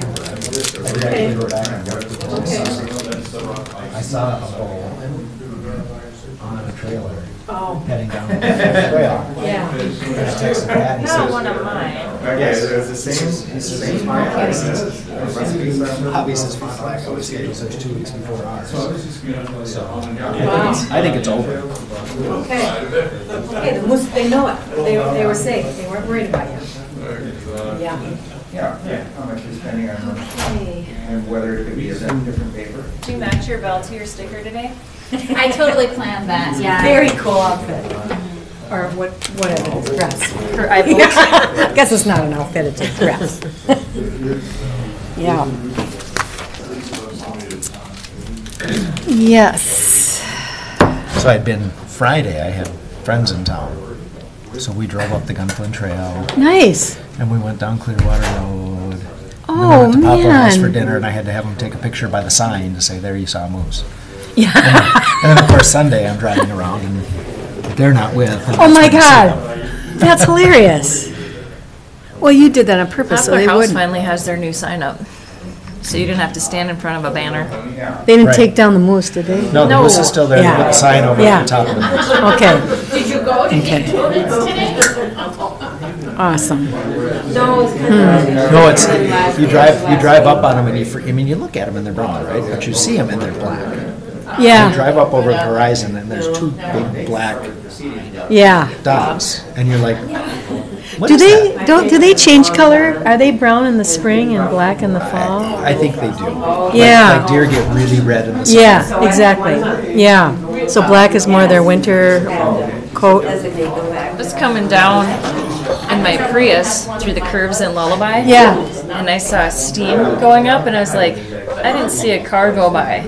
So I slammed on the brakes. It was two moose with their heads facing the other way. It was the middle of the night. It was pitch black. If But I you hadn't- saw steam? If I hadn't seen this breath coming out of their nose, I would have been a goner. Oh, my God. Yeah, because you don't see moose. No, they were standing right there in the curve, just waiting for me, looking the wrong way, Yeah. as usual. Huh. Okay, Mr. Myron. Grab your gavel, madam. See how that works? You have the power. The power of the gavel. That may not be the best person. I'm going to lose them. Okay.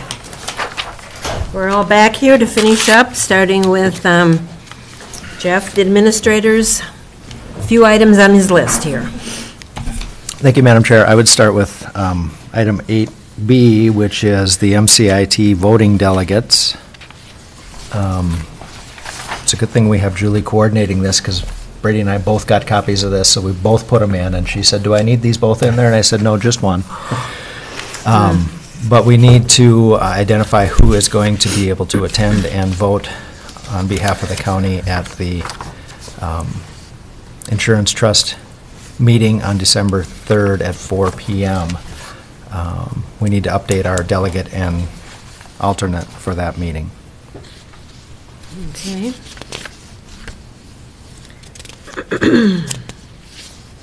Well, who did it last time?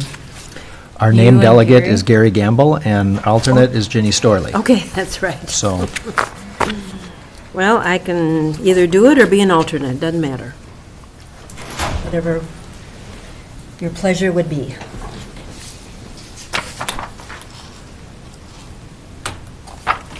Don't all speak at once. It's just a matter of being there for that particular time. being at that meeting and being Yeah. able to vote on behalf of the county. Yeah. And that's during the, It's during the AMC meeting. We're going to be there. I don't know if I'm going to be going yet. I've decided. I got Okay. another commitment. That Oh, so I don't know. Okay, you If don't I know. go, I'll be glad to be an alternate. well, we probably need to you want a designation right now, right? We do. We have a deadline of providing this information deadline. before November 10th. Okay.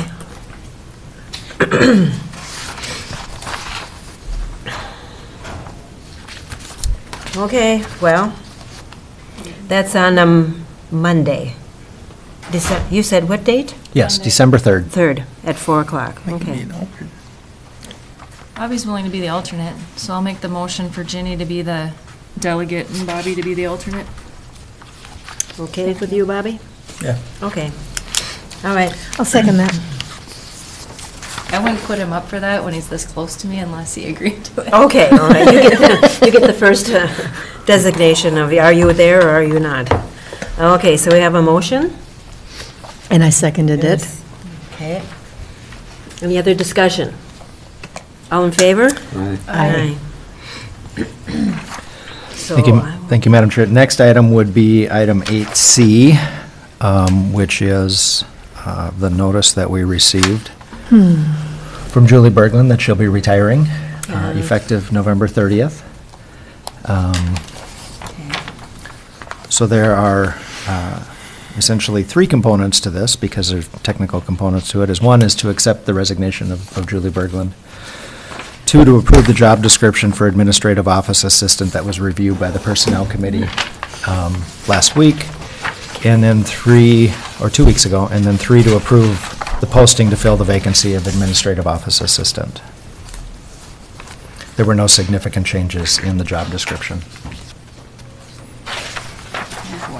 and I don't know in the job description if this is necessary, but the person, because Julie has filled in other departments, should that be something that the new person would be aware of, or is that already in here somewhere? It's still included in the job description. Okay, that they would be maybe here one day, or there 2 days, or 3 days, just to fill in. Provide office support to other departments during absences, vacancies, and busy times. Makes sense. Okay. Any questions or comments about that, other than we will miss Julie? But we look forward to her having her time off and being with family and doing whatever she would like to do in retirement. Okay? What is the salary on that 140?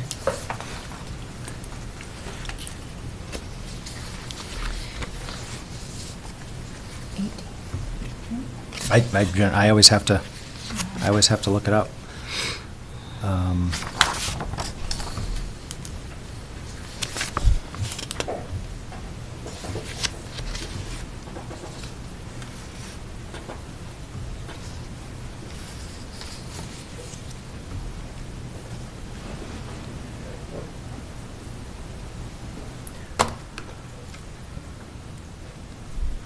Simply because classification and compensation are separate administrative functions.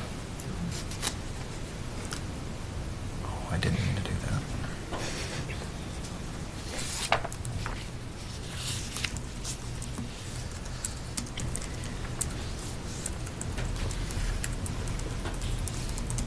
the county contracts are all available on the county SharePoint site for internal use, but 1829 to 2506 is the range for a 140 classification. And how does, just out of clarification, when someone comes in for this job, do they start at a different grade to work up to something? Or how does that work? Does it depend on their experience, or? So the classification system is based on the knowledge, skills, and experience that somebody brings to the job and that's required for the position. So the position description is given a classification of 100 to 260, depending on the structure of the job. And then there are steps within each of the positions, and the starting wage is somebody who meets the minimum qualification, and the ending wage, the high end of the range, is somebody who's completely proficient with all the duties of that job. So the experience that somebody brings in above meeting the minimal expectations, meeting the expectations for the job, they could start above step one if they have additional experience to bring to bear. So steps address somebody's experience that they bring to a new position. And this will be posted soon? So they would have a chance to work with her on? This will be posted this afternoon if we get approval to post the vacancy. Okay. It'll be posted in this weekend's paper. Okay. And online as soon as it gets done. So we need a motion to accept this? I can take a motion for all three of them or one at a time. I'll make the motion to accept the retirement of Julie. Okay. And do that separate from the other items? And the, Okay. There's, the three things we're asking for, we Okay. can do them one or three, is to accept the retirement notice, yeah. to accept the job description as presented, and then to authorize the posting of the vacancy of the position. Yes, I will make that motion. I will second that, with regrets on the resignation. Right. Which is what Bobby meant. Any other Yes, questions? Very regrettable. Julie's been a great help Yeah, to me she since has I've been Yeah. elected. Oh, yeah. I think she goes above and beyond, so. That's right, yeah. So any other questions or comments? All in favor? Aye. Opposed, same sign? You can't be opposed. Okay. She enjoys her retirement. Item, Enjoy not driving. she said it might be subject depending on how quickly winter sets in. Item 8D, and Todd is here to represent this, but we have an administrative glitch in the system right now. We appointed Todd Smith as assessor on September 27th, 2016, and the Commissioner of the Department of Revenue accepted the appointment conditionally, provided that he would get his senior credentialing completed within that 2-year period. And we haven't exactly gotten that credentialing done. We're sure that we're going to get it done very shortly. But what that administratively caused the director, or the Commissioner of Department of Revenue to do was to declare that Cook County had a vacancy in the assessor position. And according to statute, what is required is that the auditor has the authority to designate somebody to perform the assessor duties for up to 90 days while we look for an assessor. In our conversations, what that means is that we're doing everything we can to support Todd in finishing his credentialization within the 90 days, so that at the end of the period, we can name him as the assessor, and the appointment would be approved by the Commissioner of Department of Revenue. So what you have in your packet is the letter from the Department of Revenue. You also have the letter from Auditor Brady Powers designating the duties of assessor to Todd Smith. And that's, the statute just simply says that the auditor has the authority to do that. So what we need you to know is that's the case. Todd has made an appeal to be able to retake his test, and whether or not that happens, the other way to finish the credentialing is to complete essentially a thesis. But would you provide a little update on where you're at, Todd? I'll give you a little clarification. timing-wise, it worked out where I took my test for my SAMA, senior accreditation. The week before the end of my term was up. I miscalculated, as I think Jeff, that when I was sworn in January was my 2-year, but actually it was when you appointed me on September 27th. So that's when the commissioner gave me a call and says, oh, by the way, you're not the assessor anymore because you didn't get your SAMA by the time the 2 years was up. I went, oh, okay, well, and I knew what I had to do, given that I had to have to write, if you don't pass the test initially, then you have to write a report. It's a huge volume of data that we never use. It's the test world, it's not the real world. However, yesterday I talked to some of my peers, and I said, given my circumstance and my situation, I asked for some advice by someone, and one of them suggested that I ask for an appeal to retake my test.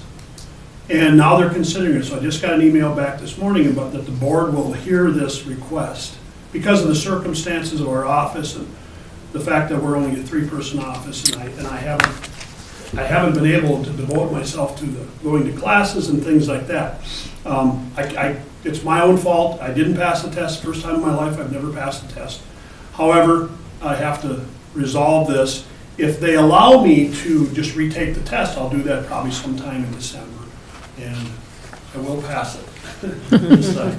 But the thing is, they're not meeting till November 20th to decide this. Well, I'm not going to wait for them the decision because that'll put me behind. So I'm still working on my form report right now. I'm taking this afternoon off. I'm going to Duluth. I'm meeting with the property owner, which is the subject of my narrative. And we're going over the information that I need. Because this is an income report and it's fairly extensive. So there's a lot to it. So I'm doing that. I'm not waiting for them to make the decision. If they make the decision and allow me to retest, I'll do that in early December and hopefully pass and everything will be just done. We won't have to worry about the rest of it. So that's where I'm at right now. And that 90 days can be extended. Just request the commissioner to extend it, just in case. Okay, sure. Okay, well, good luck.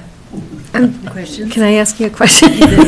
So I'm curious, so is this report that you're preparing in lieu of the test, is it going to provide the state with some valuable research data? Is that why they're requesting income based? It's a series of steps is all it is. If you actually, to get a SAMA set accreditation, you can either take the testing or write the report. That's one or the other. Okay. If you don't get through the testing process, then you have to write the report. So the report basically is, the difficult part is finding a subject property that will be willing to share the information, which is income information with you. We haven't got enough sales here in Cook County, so I actually I have a person that I know in Duluth who is a commercial appraiser who says, I have the perfect property for you. It's a friend of his who was willing to participate in this process, which is very lucky for me. Otherwise, I kind of would have been out in the cold. So you provide this information for them. You submit the report to the state. They analyze the report to see if you've met all the different criteria within that report, and if they accept it, then they grade it and do all that. And if you pass, then they'll give me my SAMA accreditation. So it doesn't provide anything valuable to the state. It doesn't do anything for any of the work that we do. It's merely a step.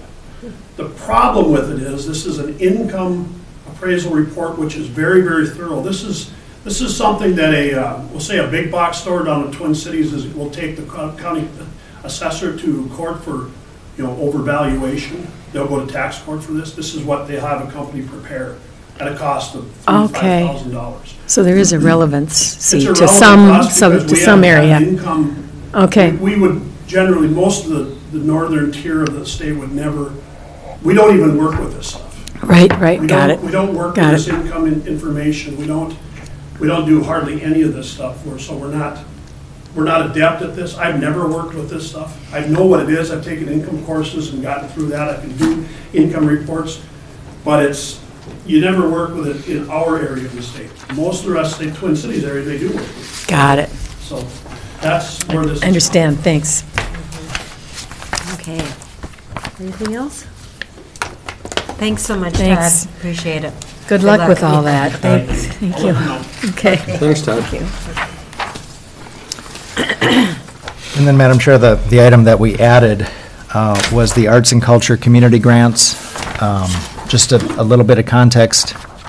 Again, when I was here in 2015 and we were budgeting for 2016, the guidance that the board had set up was that our discretionary grants were going to be less than 3% of last year's levy. And we have cut that amount significantly over the last 3 years. And we've also separated out the human services requests from the requests that are related to the authorization for arts and culture.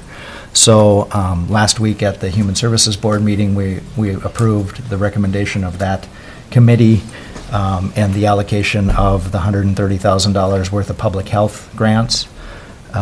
Last year in the 2018 budget, we authorized $15,200 worth of arts and culture grants. This year, the budget committee set the maximum as the same as what we authorized this year, so $15,200 was the working number for arts and culture grants.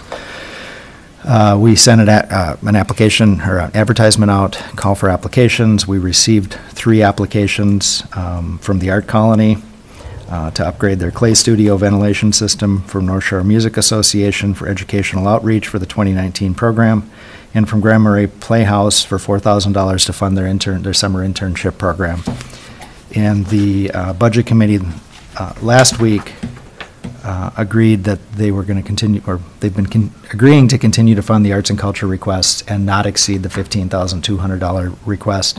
And their recommendation is that we fund the grants to the Art Colony at $9,200, North Shore Music Association at $2,000, and Grand Marais Playhouse at $4,000. And the reason that we want to bring this to you before we actually bring the full board is that these groups can continue to plan for next year and understand that they do or don't have the funds that they requested. Okay, so we'll open it up for questions, comments. Commissioner Severson?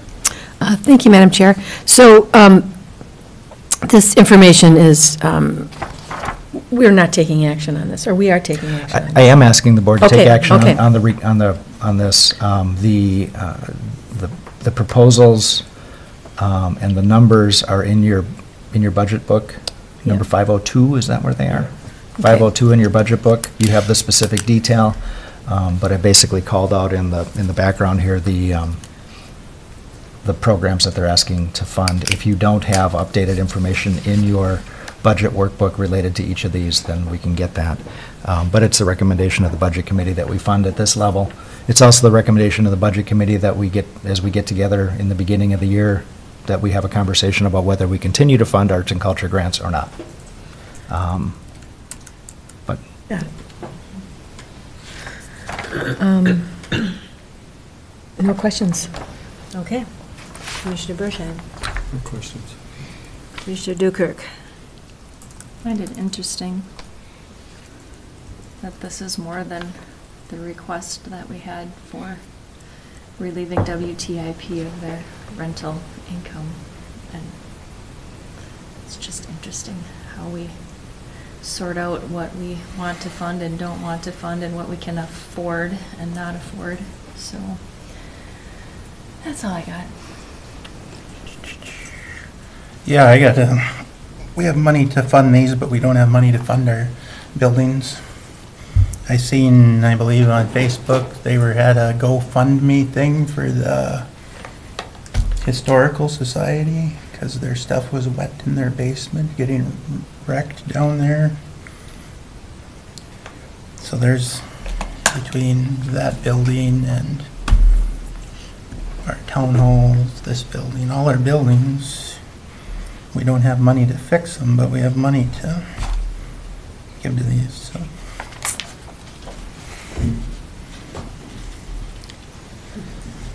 We do have money in the budget this year for buildings that we haven't put in the past, right? the 2019 budget includes $125,000 worth of additional capital planning dollars than what we have in the 2018 budget, yes. $100,000 in the building fund and $25,000 towards future capital needs at the YMCA are still in the budget. I'll make the motion to approve the arts and culture grants for 2019. I'll second that. Okay, any other comments or questions? All in favor? Aye. Those opposed? Opposed. Thank you. Okay.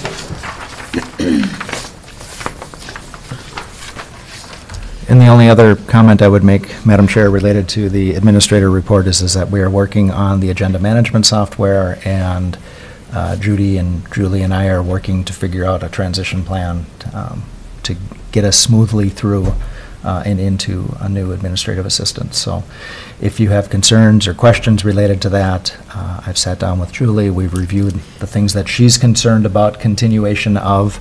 One of the primary things she's concerned about continuation of is the coordinating of the registration and the travel plans for the board. So know that she's going to take care of all the plans for the December event, and I've asked her to coordinate the plans for the January and the February events because she'll be here through November 30th. And then we should, so the commissioner orientation in January and the legislative policy or conference in St. Paul on February 13th and 14th, we should have those registration materials before she leaves, and she will coordinate that. So please think forward to your schedules and contact her for December if you haven't, January and February as we get the information. Right. Okay, so that wraps it up for you? Yep. So we'll move on to concerns, commissioner concerns, employee concerns. We'll start with that first. Commissioner concerns. Commissioner concerns. Any concerns? He just told us his biggest concern. Got any more for us today? Okay. Then we'll go on to commissioner reports. More concerns. Oh, No. Okay, but sort of piggybacking on our last conversation, I just wanted to comment on Commissioner Deschamps' comments, and I would agree with you. If we can't afford, if we choose not to afford to do buildings, we shouldn't be affording to do this. And I would say we need to afford to do both. So that, I'm not saying it's an either-or situation, and it sounded like the money has been placed in order to afford to do both. So, so I just wanted to clarify that. I agree with you. If we're not going to do this, we shouldn't do that. And I also agree that with Jeff's comment that we either have the conversation and pull culture funding, period, or we trust the budget committee to make the right recommendation to the board. That's why we created the budget committee, and the budget committee is comprised of people from all walks of life, and so that's why I trust, there are citizens on that committee now, and so I trust that process way better than it was in the past. So that system vetted that decision for me, and but I agree, if we're not going to do that, we shouldn't do that. That's all. Okay. My concern area. All right, then we'll move on to reports. Anything to report? I will be going to the Transportation Alliance on November 8th in St. Paul with Kristen. So Okay. What do you do down there? you see the funding coming in. And Be part of what? Go right by. see it go right by. It'll be the funding coming? Yeah, it's a Topic? whole day of The whole thing, information. yeah. Okay, then we will get a report from you later. And you get compensated, you get commissioner compensation for that? Is that on his list? It's part of the transportation. Okay. No other reports, then? Well, I Yes. should just report that I attended a meeting with Kristen Foster, with all of the engineers and from MnDOT on what's happening with the Highway 61 rebuild and developing plans. And that report was given, I think the summary was given at our joint powers meeting, but I don't think that was taped, was it? No. So, you know, there are plannings to do this in 2 years now rather than one, and I think the big discussion was how to best accommodate the businesses in downtown as well as the safety. So they developed a plan to do the areas on both sides of the town. We're just basically resurfacing. And then the focus in 20 will be on doing the downtown. There's some major infrastructure there dealing with utilities from, I believe, 3rd to Gunfoot Trail. And hopefully some of the money from that's been designated will help with some of the storm runoff. There's hopefully some work that can be done in that. And then the other kind of routing that's going to go on is to try to do sections of downtown with closures and limit the amount of time that the businesses have to be closed in any specific location.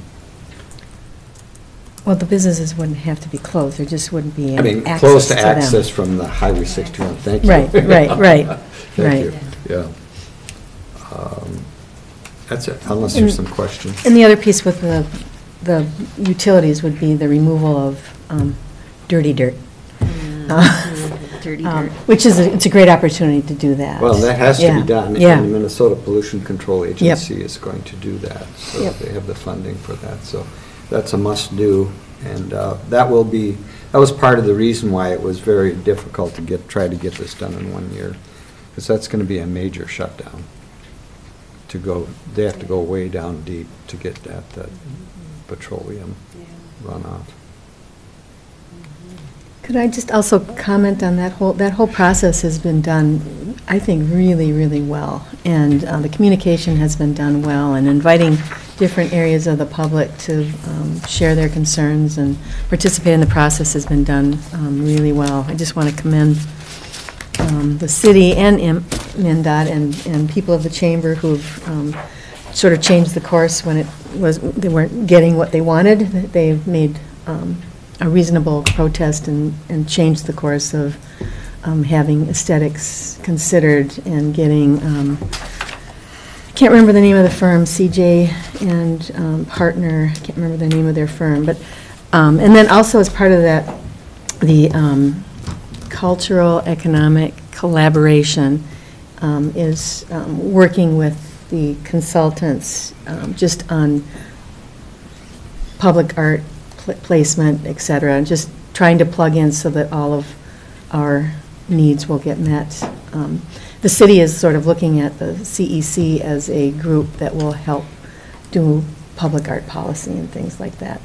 So there's been a really nice collaboration of that as well. It's been kind of late in the process, but it's part of the process. It's working, and so there's a lot of really great work being done in Cook County by lots of people.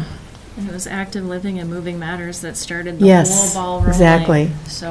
Which is just, it's amazing. It is. Yeah. And if I could, thank you, and if I could comment on that too, that because of that, here again, people working together, the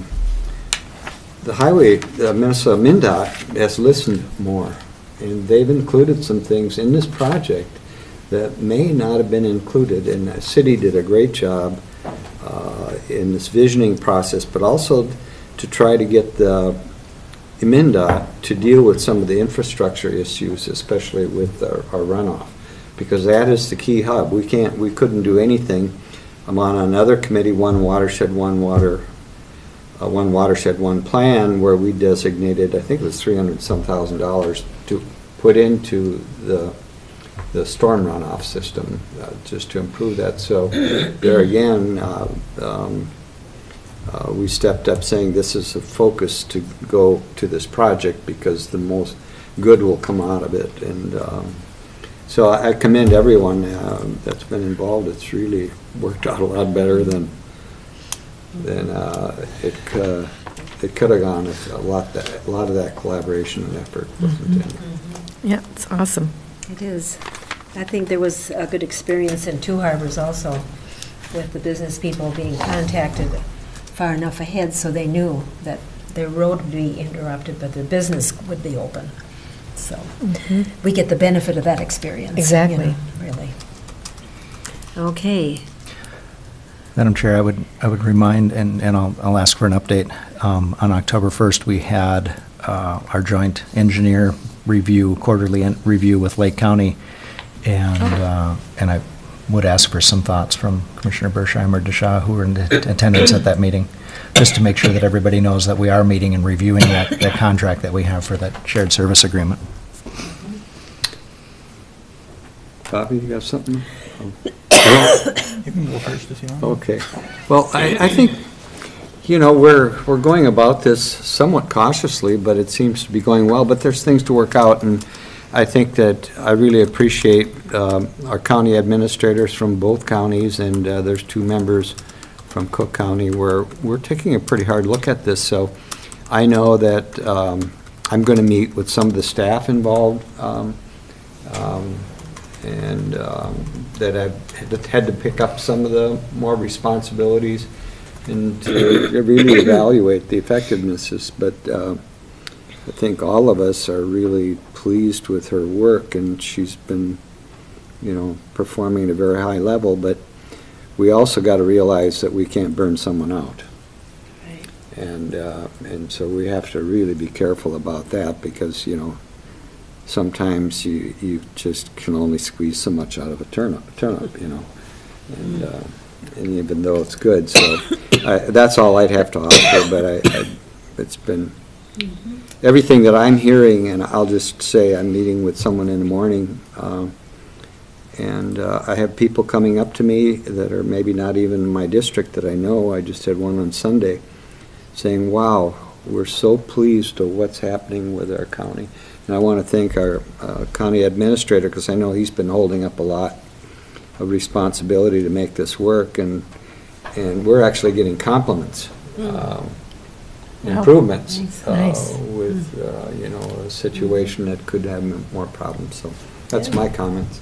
Bobby, I don't know what you have to share, but Yeah, I talked to Lisa and Charlie and Annette at the highway department, and they think it's going pretty well, but they've kind of stepped their game up to make it work. Right. And it has been a pretty busy construction season in Cook County, and I think that was a lot of the concerns from the other commissioners, like Myron says, is that we just hope we don't burn her out. You know, we do have some projects coming in the next few years in Cook County too, so.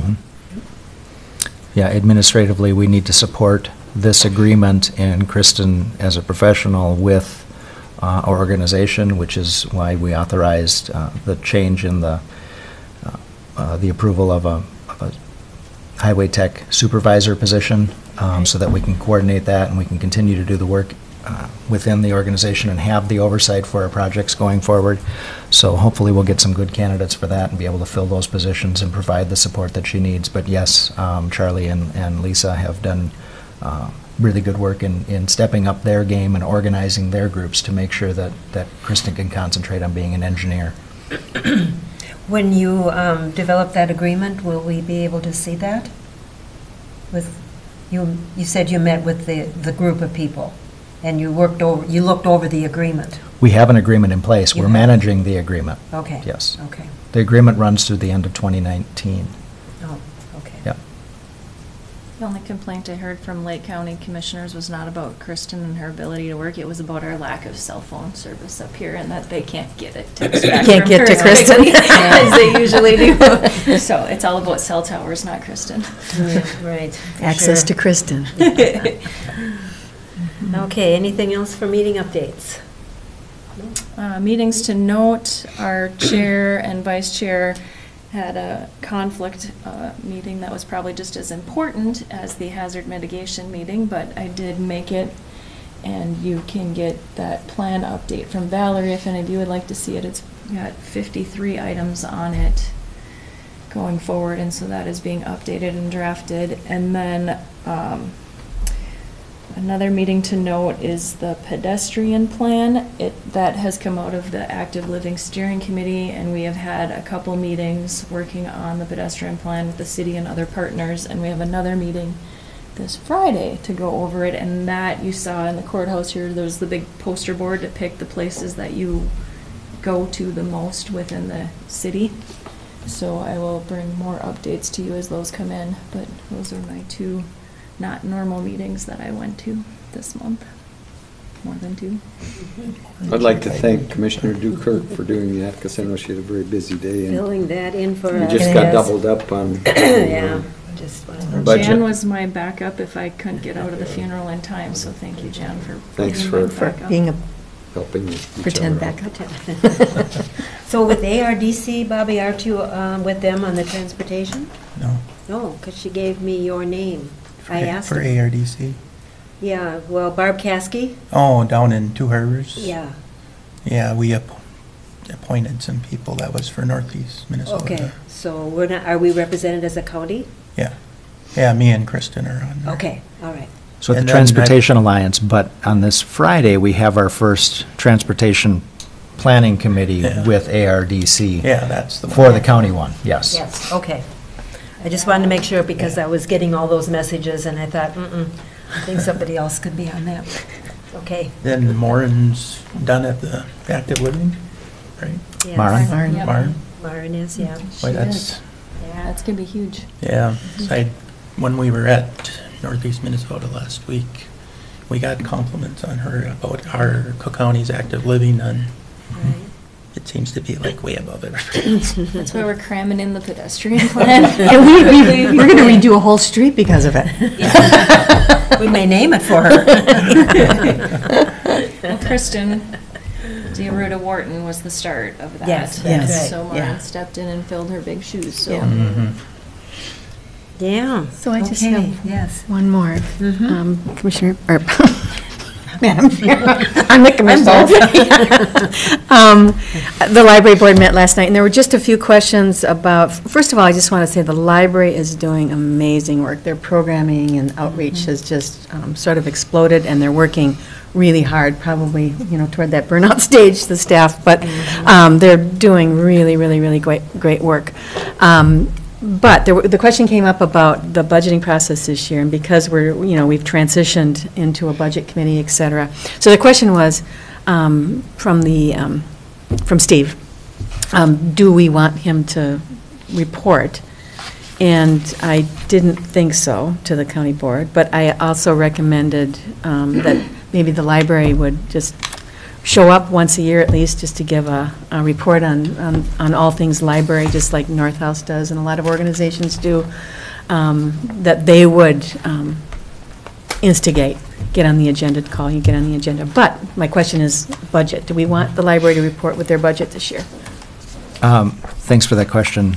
We do have a responsibility through our joint powers agreement to approve their budget every year, but the approval is automatic if their request is less than a 5% increase over last year's. We do have their budget request for 2019, Right. correct? And it is less than 5%, or is at 5%? It's under. So we really should bring them in to just present that, and the board does need to take affirmative action to approve that, even though it's a part of the process. So I'll reach out to Steve and make sure that we get him Great. on an agenda before we do that. Great, he's more than willing, he just, he likes to be, as we all do, prepared. Right.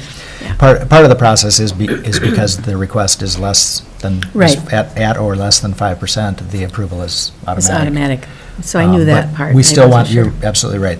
The board really wants to see an update of what they're doing and what Yep. that money's going to be used for, so. Great. Okay. Okay, anything else? If not, I'll entertain a motion to adjourn. Madam Chair. We have to take a break until 11. Oh. Yeah, we'll actually just recess until Okay. 11, yep. And then when we're done, we'll adjourn. You will make officially. make a motion to adjourn. I'm just so hasty.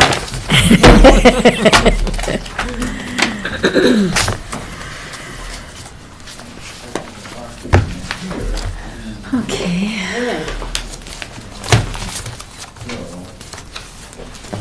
Got a feeling I should have brought the treats today. It's on the wall here. So Myron Webb said in black and white on Facebook, that the reason they are moving to Duluth is because of childcare. Daycare, yeah. Yes. Yep. I've heard that. Yeah, we're well, I bring it up at every meeting, I'm just that it's an gonna issue. share it Yeah, when I can. yeah, no, really, that's how that message gets out there. It's one reason we lose good people. And we're losing an HTC person too. I'm going to include you on my email to Steve. Oh, great, thanks. So that you know that I'm reaching out and giving him the 13th or the 27th to present the budget. Awesome, awesome. Great, great. That's great. Because if I do that now, then I won't forget to do it. Yeah, because it's on my mind right now. Yeah, smart. Now it's on Yeah, his yeah. list. It's really effective, you know, just as communication devices. Yeah. But I mean, Trouble is, there's so many of them. part of Okay. that childcare is not just having spaces in one place, but giving parent having enough spaces so that parent can choose between two or three. Like what's best for my Yeah, Louise. Louise is the director of public health, or See, I know, but she's on the Community Health Board. Health Challenge, but Yeah, yeah. Okay. Yeah, so she's got Mabel today. I saw her coming through the gate, so to speak. Yeah, but she, Yeah. I mean, I think she enjoys it. Oh, yeah. She does, but she has a full-time job too. And she lives in Two Harbors, yeah. So, yeah. Yeah, it's an issue. Yeah, yeah. It's an issue. It's an issue. That we hope doesn't go away. I mean, because we want to encourage young families. I mean, so we want there to be a daycare issue, but we need to expand it so that it's at a higher level. Yeah, more options. Yeah, exactly. Like, okay, there's a space for my child, but there's a space for my child at one place Right. in the county. And Right. I So you live don't in have Schroeder, choice. for example. Right. Yeah. Yeah. There needs to be more. Yeah. Yeah, definitely. But Myron, you're right, has done a ton of work in that daycare. You've done a ton of work in the daycare arena. That's one of those community Yeah. projects that I Yeah. think has been good. Yeah. And it's working, you know, but the problem is, but, you know, a lot of people have criticized the why, which I was really pushing. Initially, you know, that we were taking things away. And no, we were just providing something in case we could see coming that home daycare is just, I mean, it's just not gonna be a sustainable thing. And, you know, and that's too bad, but I think it's just a lack of understanding. Will we see you at the gala tonight? Good, how are you? Just a reminder we're on TV. Just a reminder we're on TV. Bobby better be there. Hey, Jim. Hey, we've missed the last Do it. It's fun. Thursday, and we'll miss this Thursday, and we're gone 2 weeks. No, we haven't put it together. She- All right. She teaches strength training, my wife and I are bored. No, no, excuse me. Yeah, I miss Coach. Thursday evening. And on Tuesday evening, Mary. I somehow missed the. Next week I start getting my life back. Yeah, next week I get my life back, so I don't. That's right. My life's Peeps.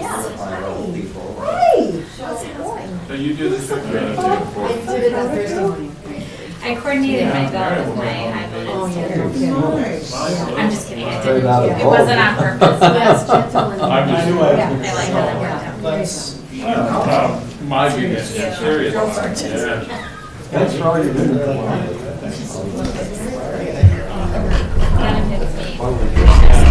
No. Does this help? Yeah, really. Well, I think, yeah, we want to have, so they know. It was our first. Yeah, my Mary gets. The next 2 days are just And like, she does always- that work? Crazy. I just, you know, complete farm. Okay, I left our office, so they said, okay. Because we're recording and we're still continuing to agree. So I pushed them forward a little bit. We'll see the backs of their heads. If you remind them that they have to use the microphone so that we pick it up in our recording. Sweet. It's not gonna go that far, Mary. That's right. We've got 2 to share. Oh, okay. We've got 2 to share for 3. If I do this. Okay, and they'll share. They can share. All right. Do you guys have, do you know if the commissioners? I don't know. I think that they're actually looking for. I am saying something similar. It was a year after. Okay. Yes. All right.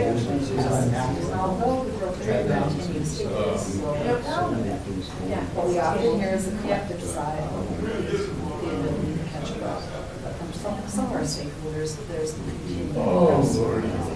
The board view. Oh, yeah, yeah. But there is a that has a number of beds. Right, except the I captain's think never. so, we can have Jim show you what's up there. So what I get is Positive place where there's no help. And then I get.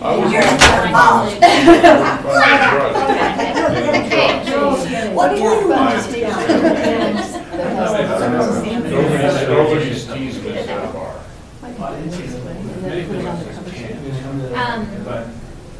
I would include it as an exhibit. That's nice. Yeah. Even though, I wasn't sure if they really, I mean, I just kind of showed up. And is the APD. I can't say. Should I sit on the, do I sit on the board or I'm just show up? Yeah, me too. Hey, thanks for your help.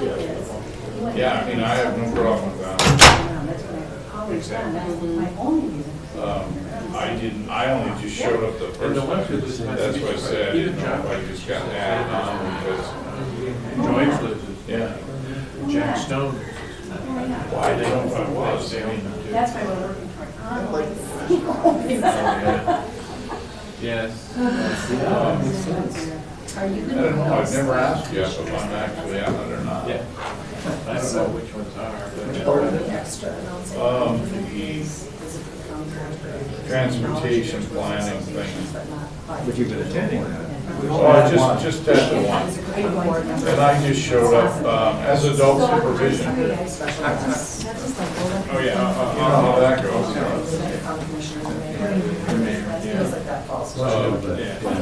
So, was confusing. So, yeah, the box. I don't know, it's just Because it's in a different session. I haven't been to a commission. We would. It's scary and it's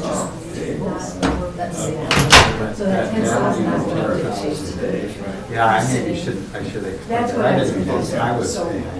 Yeah, it's, My finance guy. We've got that. I'm in the value. Yes. I mean, finance Yeah. value. Yeah. Yeah. And I'll do the same. But that's why Oh, maybe I didn't explain it well, thank you. No, I thought, what I was saying that if we went to a And do commercial everybody selling?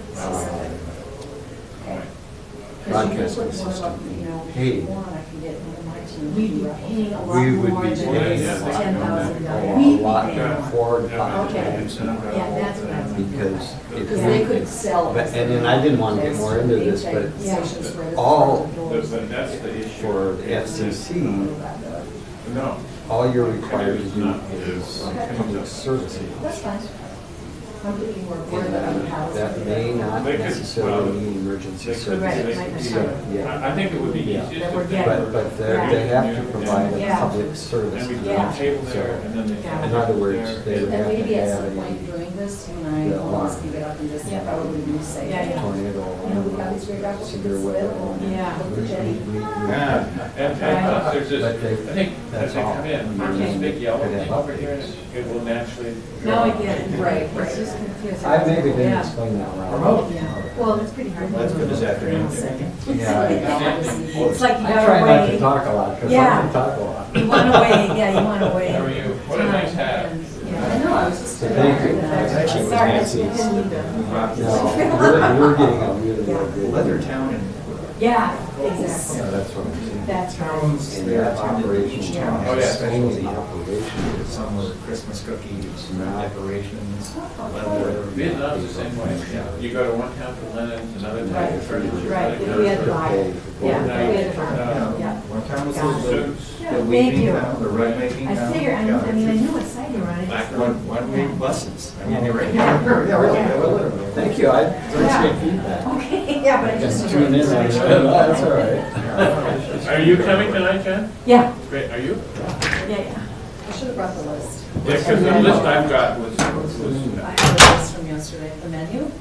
There are 2 different pasta dishes. There is stuffed mushrooms and shrimp, just using crackers, there's bruschetta, there's. It's a buffet, but there's salad, so you mean, you can really have a pasta dinner and salad, but then there's also a bunch of veggies. I just forgot, I'm sure it was on the original. No, I don't think. No, it we wasn't. did not put out the. Because I don't eat mammal. Well, we make sure that there's opportunity for no mammal meat. No mammal meat. It's not Say that 3 times. No mammal religious meat. or anything. No, it's, alpha-gal disease related to it, got hit by a plate. That's right, he's one of these that's allergic to it. I had breakout knives and everything. Hi, Jenny. Jen Chambers. No cure for that, suppose. Well, you know, it diminishes over time, so I get tested. Crazy thing. I wish you really good luck. I really do. You've been up to. I've been really nervous that it's kind of. Yeah, so that is. Times that's weird. High five again. Yep. I hope it's more than that. Yeah, and the, Northridge Singers Yeah. will be there. Yeah. Are you going? Oh, I didn't ask him to come yet, that's just And that. like for a while, that Denison It's so hard to tell when they saw the, what, 157 when Keeler got. 137 when Bruce got. 175. Cookies and meal. I agree with this. You know, there's no way you can try to profile the 175 people that make those swings. But now I get it down Can you eat again. shrimp? Impossible. Yeah, I can eat anything else. Just It's the load up on the milk shrimp. protein. Yeah. I wouldn't even that one way, I really would. Also, But it's, Steve's Santa Claus. But I mean, it is. I hope to also acknowledge, try to Yeah, well, counsel I'm sure you do. in the fact that we have this whole village drum band to do the evening song. But as we're out, it's not Yeah, you're in for a long time. For everyone, not what's going to be a huge church. Yeah. Well, good luck. So you're not surprised by where I am. Yeah. I didn't know I that. didn't either. And then, of course, I was just like, well, how can I troubleshoot this? Can we bring water to the lobby? What can we do? Can we go outside? And I was like, no, let it go, Linda. You're not It's too nervous okay." about the election, are you, Mom? 'Cause I love them. You'll be all right. Could be a last-minute write-in campaign. Shivers. Huh? He said you're not too nervous about the election to me, and I said there could be a last-minute write-in campaign. You never know. Yeah. You're never safe until you're safe. Right, that's Good good night. How's that baby? Or your Good. grandbaby, your first Yeah. grandbaby, right? It's still pretty small. Do you get to spend lots of time with them?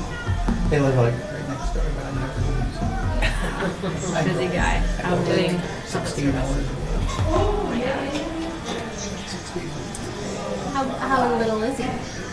He's like 8 pounds. Pretty small. When I remember when I first became an aunt, my sister had kids way before I did, and I didn't know how to hold a newborn. So it was really nerve-wracking. And I was sitting on a couch with my mom next to me, and I just had this baby, and I kept like lowering the baby, and the baby was like getting in this crack, and I was like, I don't want to turn this on. I'm old school. Kind of brings back the. It's really cool. Twins were only Some 5 pounds. video And this one's like 3 pounds now. No one asked me. You forget about all that stuff after. Yeah. Because people are saying that It's still kind of fresh in my memory. Yeah, you had, did you have 1 or 2 toddlers when your kid was Noticed born? since his picture was on Facebook, his child had around Really? With a MAGA hat? Oh, yeah. Transport t-shirt. And they're in school at like. But I was like, my kids are just like so. Do the girls live together then? Well, I know too.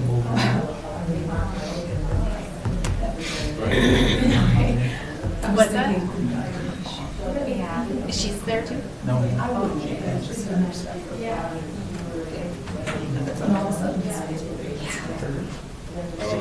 So I don't know. I just finished paying for childcare when my kids went into care. It was like $13,000-14,000. Hi, Stacy. Hi, how are you? Good, how are you? Cute haircut. All right. Did you just get a cut? Oh, no, we can go. I like it. This is different than last time. Yeah, we did. It's because we had Patrick last year. Yeah. Oh, that's right, yeah. Oh. That was automated. Well, aren't you on top of stuff? Is it time? Yes, it's time. Should I get them? Yes, Yeah. please. Please.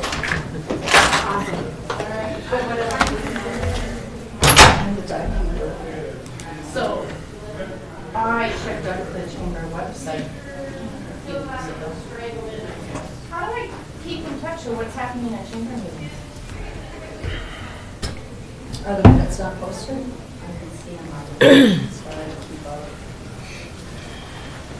My latest website has been, one of our stakeholders called and said, what happened from 2017 to 2018? I'm not getting emails correct. So we're going to let them each make a couple of statements, and then I'll just ask They questions. changed from. Knowing that we've got lunch at noon, and we won't need to take any more time than we need to take. Where's lunch? Wonder Bar.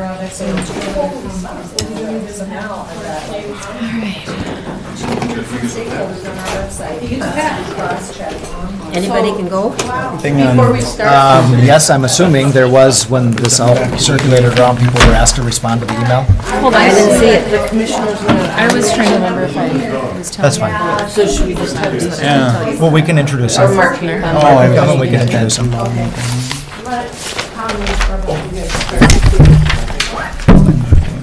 What is that? What is the land? Yep. Just another opportunity. Okay, we will begin our meeting with Senator Bach and Representative Eklund, and welcome to Cook County this time of year. Sure, it's a nice drive up here. The leaves are gone. Yeah. You can see more this way. Well, I guess let me start by saying we came up yesterday and we went up to Chickwalk for the kind of, I guess you'd describe it maybe as a ribbon cutting or a celebration of completion of their second building there. And if you haven't been there yet, you should go. That's awesome. It's neat, and it's helpful to me. And these really are a couple days I really enjoy every fall during the interim, to come up and see things people are working on in the community. And I just admire a great deal the sense of community and volunteerism that exists on the North Shore. It is, I was talking with Rob this morning about it. You know, we represent some other communities that are kind of at the end of the road too. Ely's at the end of the road. They sell themselves that way. International Falls certainly is at the end of the road. And even though they're larger, they just don't have the kind of, and they're isolated. They don't have the kind of sense of community and the degree of volunteerism that you have up here. And it's amazing to come see projects where people have come together, and especially when, you know, a large number of people have come together and volunteered their time to make something happen that otherwise wouldn't have happened. And it's up there. It's a very, very important history to preserve. And I was saying yesterday up there, you know, there's a lot of people that we network with around the capital and around the Twin Cities that are just in love with northeastern Minnesota like it's been, much of it's never been touched by man.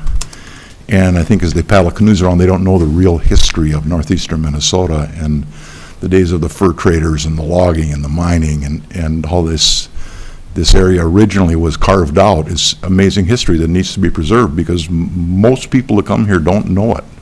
So those kind of, my hat really goes off to the people that put the effort into and had the vision to preserve that, and look forward to, I think they're going to probably have another phase or two, and I'm looking forward to providing some kind of assistance and have some kind of hand in helping make it even a better experience than it is today. So, Rob? Yeah, thanks. And you know, I was telling Tom this morning, we were talking about this, about the Cook County's fortunate. You got several groups of people that are just dynamos, and they don't let things go. They're gonna maybe good and bad, but anyway, they when you decide to get on projects or work on projects, they make it happen. You know, and a couple of years ago, Linda, when did you come up to the Falls and talk about Discover Cook County? 2014, I guess. Okay. So Linda came up and talked about that, and I worked hard being on Destination Voyager National Park, and everybody sat there and listened to her, and they did their spiel and did the great job, and then she left, and they said, won't work here. I'd have dismissed it. I don't think you guys have made it to the restaurant or wherever, if you're going to have lunch or whatever. But I mean, so that's just the different attitude that we have sometimes, and in different communities that we represent. And my hat's off to what you folks do up here and make things happen. It's a pleasure to work and try to find out ways to help fund these projects, because they're good ones. I think we have a can-do attitude as long as we work together on something. And I think that's the key, is working together. So we'll just have a little discussion, open. I think we're going to be joined a little bit later by Mark Phillips. Is that right? He's here. We were with him this morning. Okay. So maybe I can start with just a little anticipation of what the legislative session might look like. This is a budget year for the state, so we'll be putting a 2-year budget together. The Dayton administration is working on that right now because that has to be submitted to the legislature in like the 3rd week of January. And any new governor that's going to win in November, by the time they could assemble commissioners and the agency people they need, there'd be no time to meet the statutory requirement to submit a budget. So the new governor will make some tweaks, I'm sure, to what the Dayton administration has put together relative to a potential budget. But what you originally see come out in January will be much like what Mark Dayton wants, more than Jeff Johnson or Tim Walz. And then the joke at the legislature is governors propose, the legislatures dispose. And that's where the real energy of the session will start, is the legislature then will start taking hearings on the governor's budget and public testimony on it. We'll get a revenue forecast in February that will tell us information the governor didn't have in putting his budget together, how much money's available. The governor then will submit a supplemental budget, which will be much of what the new governor wants. A supplemental budget that will then work its way through the process, and if people can get along, the Monday following the 3rd Saturday in May will adjourn. So that's really kind of the timeline. I would say probably the 3 most pressing things, if you want to look at a legislative agenda on a policy side, I think that are likely to come up are, and it was an interesting, it would have been an interesting session last year if the outcome wasn't so sad. You know, we spent 12 weeks in a short session in a non-budget year, and everyone agreed coming into the session bipartisanly that there were really 4 things we needed to get done. Because nothing really had to be done because there was a 2-year budget. And so it's very hard to make a deal bipartisanly when no one really needs anything, because there's just no pressure on for things. But there was an agreement to get 4 things done during the session. One was, it was the year we normally do a bonding bill. And that was going to happen. Everybody knew that was going to happen because, especially in the case of the House, they're all running for election and they want to be able to bring some projects home to their district so that improve their communities. So that part was going to happen. The other three should have happened. And they really were, everyone agreed they were the priorities of the session. One was there had been some significant media reports about elder abuse in our long-term care facilities, and everyone agreed we got to do something to make sure that those vulnerable people and their family members feel more safe. And so there was a lot of discussion about, should we allow cameras in people's rooms? How do we need more staffing at the Department of Health to investigate reported incidents? Because there was a huge backlog of incidents that haven't even been looked into. So elder abuse was one of the policy issues that I think there was broad bipartisan agreement we were going to get done. The other was, and it really came to a head after the Parkland shooting in Florida, we have to find a way to make our schools more safe. Parents, when they send their kids to school, need to know that they're in a safe environment. And that didn't mean we were going to do anything on guns. Minnesota is a state that's really in love with firearms, and that's very difficult to move any legislation on that. But there was an agreement that we can make some money available for our schools, provide a safer environment, and let local school boards apply for money.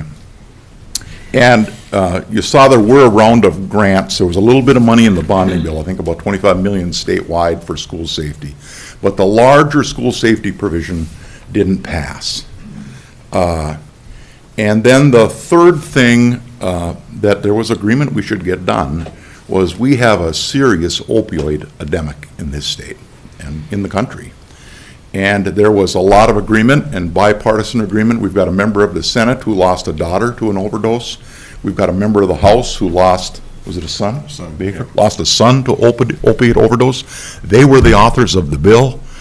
And so there was a lot of energy in trying to do something about opioids.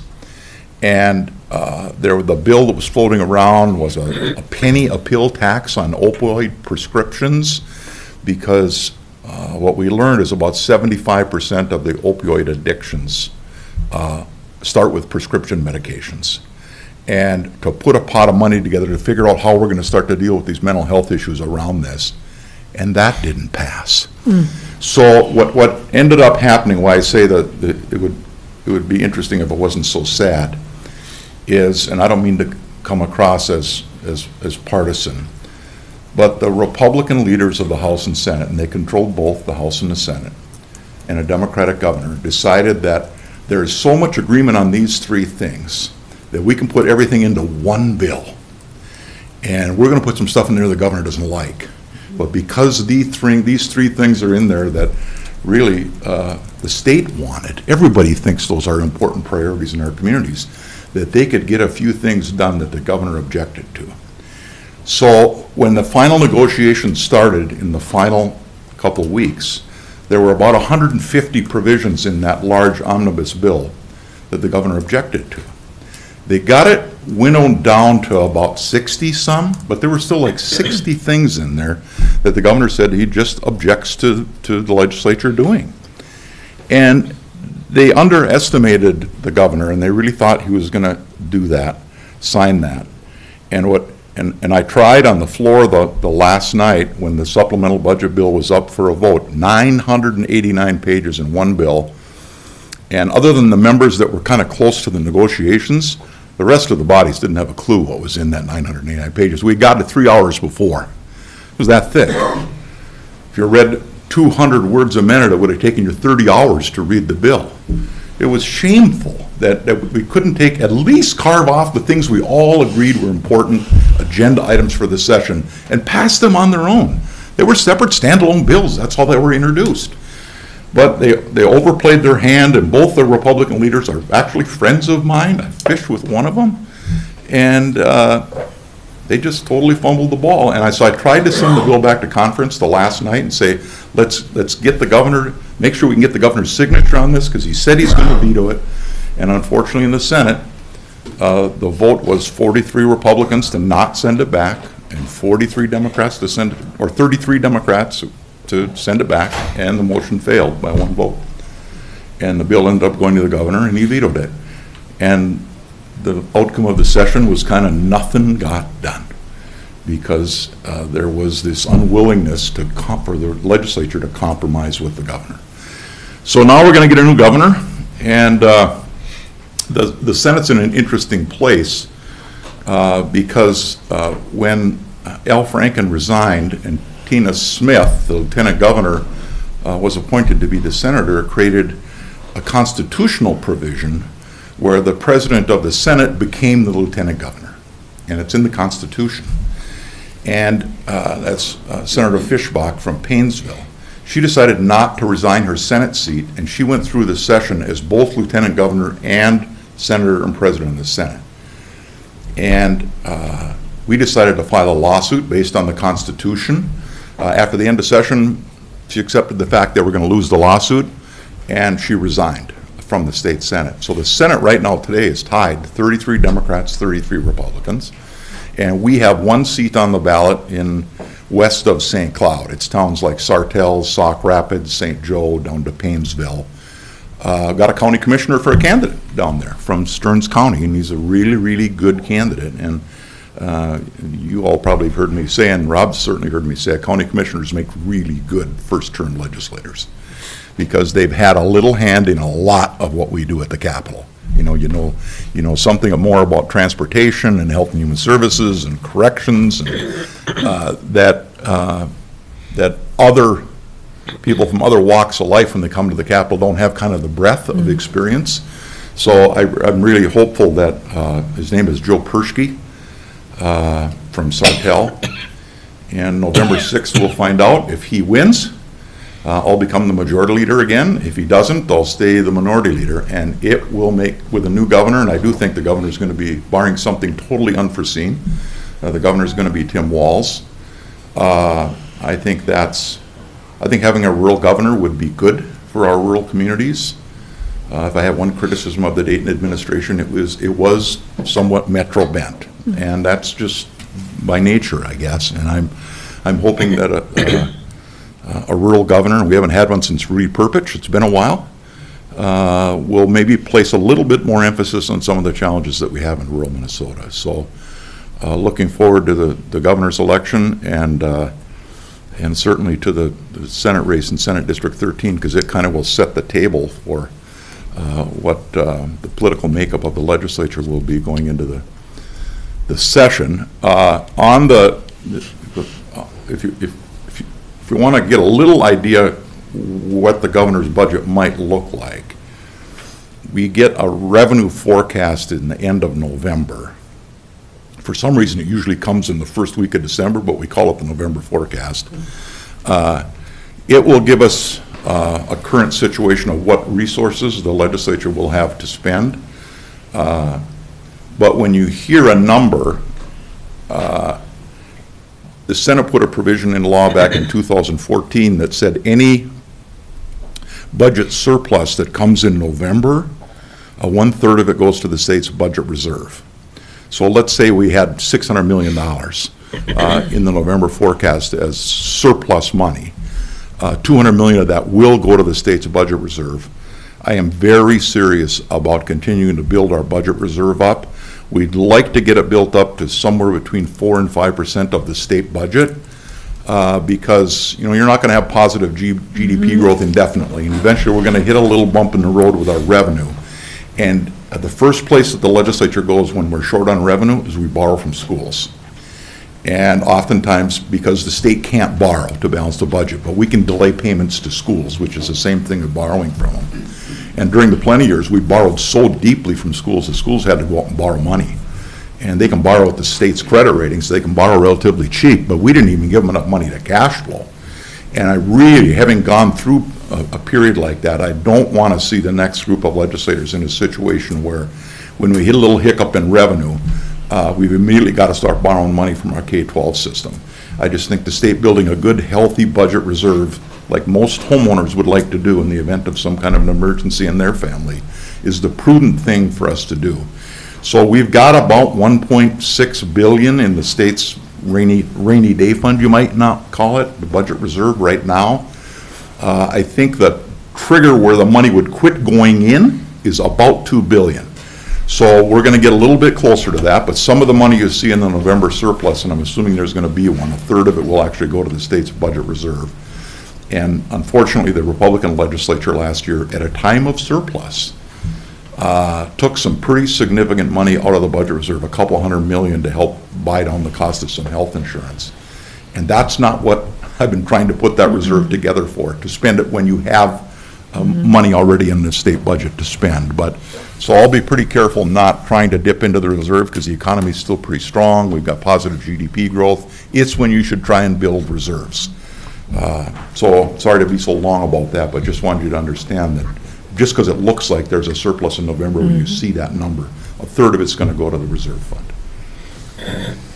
And I want to go back to the opioid issue a little bit there, and that was the pharmaceuticals flew in a bunch of high-priced lobbyists the last week of the session to beat down that bill. But what's sad about it is my son just lost a classmate to a drug overdose, 31 years old. And Nick said, I didn't know this. Nick said, well, he's been having problems for a few years. It's a result of a car accident. And, you know, I had 2 minor surgeries this summer. Both doctors tried to give me a 30-day supply of hydrocodone. I had the 2 surgeries 2 weeks apart. I took the first one. I didn't take it, but I took the prescription, and I used one pill on my ride home. I rode home with my campaign manager, and she's got this little tiny car, and I was starting to get pretty, knee surgery, I was starting to get pretty uncomfortable. But then I think Joan probably took them up to the sheriff's office and got rid of them. But that's how people get hooked. I mean, I had 2 minor surgeries in 2 weeks, and I was going to get a 30-day supply of hydrocodone for both of them. And it's the pharmaceuticals and others that are pushing these things, and we've got to figure out a way to stop it. So that's going to be one of my things that I want to work on. And I actually got an email this morning from Representative Baker. He's going to come up to the Falls for that young man's funeral, because he was friends with the family, and he just knows what they're going through right now. And it's just a sad situation that we're in with this whole issue with these opioids. So anyway, it's always fun following Tom, because I don't have to say much. Tell them about the House election.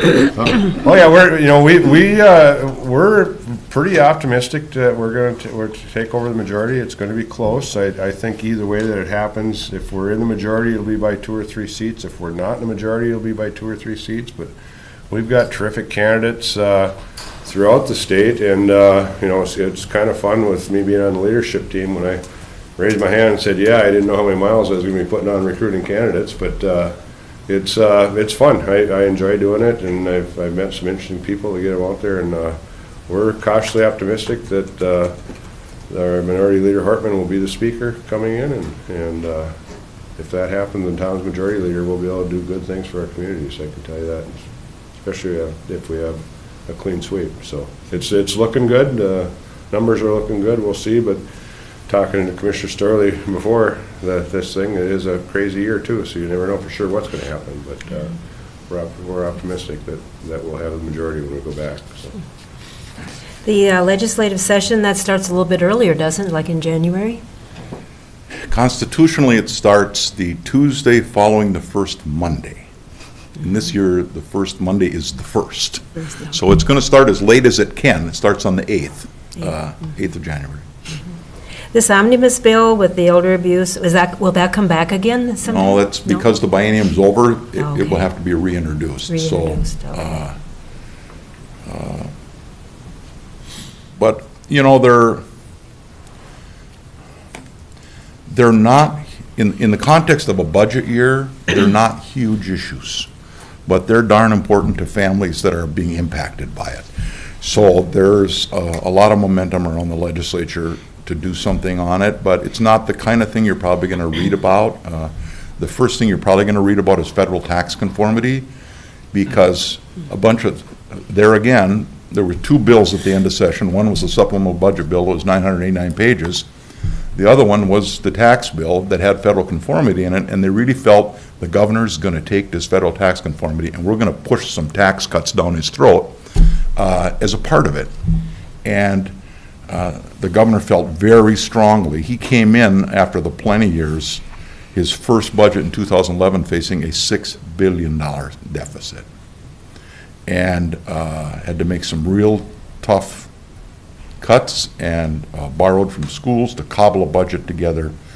And then in 2013, when he had a Democratic legislature, we fixed the state budget structural problem by the income tax increase on the top 2% of wage earners, and the state has had a structurally balanced budget since then. And the governor feels really strongly, and as do I, that he didn't want to hand off to the next governor and the next legislature a deficit like he was given. A new governor and a new legislature should be given kind of a clean sheet of paper, and hopefully there's a little bit of money there for the priorities, because they have the most current pulse on the public on what's important, and most times things cost money. And so the governor was not going to sign another tax bill. He signed a big one in 2017 that I had asked him to veto, and I think today he probably wishes he would have, but he signed that one. He wasn't going to sign a second one in 2018, even with the federal tax conformity in it. And the federal tax conformity is important, and any CPAs that are watching, and they're just tearing their hair out because the state hasn't got closer to conformity with the federal tax changes. So it will be one of the early things you're going to hear about in the session. They'll try and do a federal tax conformity bill, and we'll see where kind of the leverage points are. Some people will want to put some things into that because it's kind of a must-pass bill, and hopefully we'll have a legislature that's willing to negotiate with the governor and we can get that done. But I do think that's one of the early things you're likely to see happen. And the best line I remember from on that taxing the top wage earners at 2% is former Representative Anzels told me the 14 people in Couchiching County that make that wage never complained a bit. So anyway, so 14. I mean, so and that's what it comes down to. I mean, it taxed the high income people, raise their taxes, but it helped bail us out of the situation we were in. So.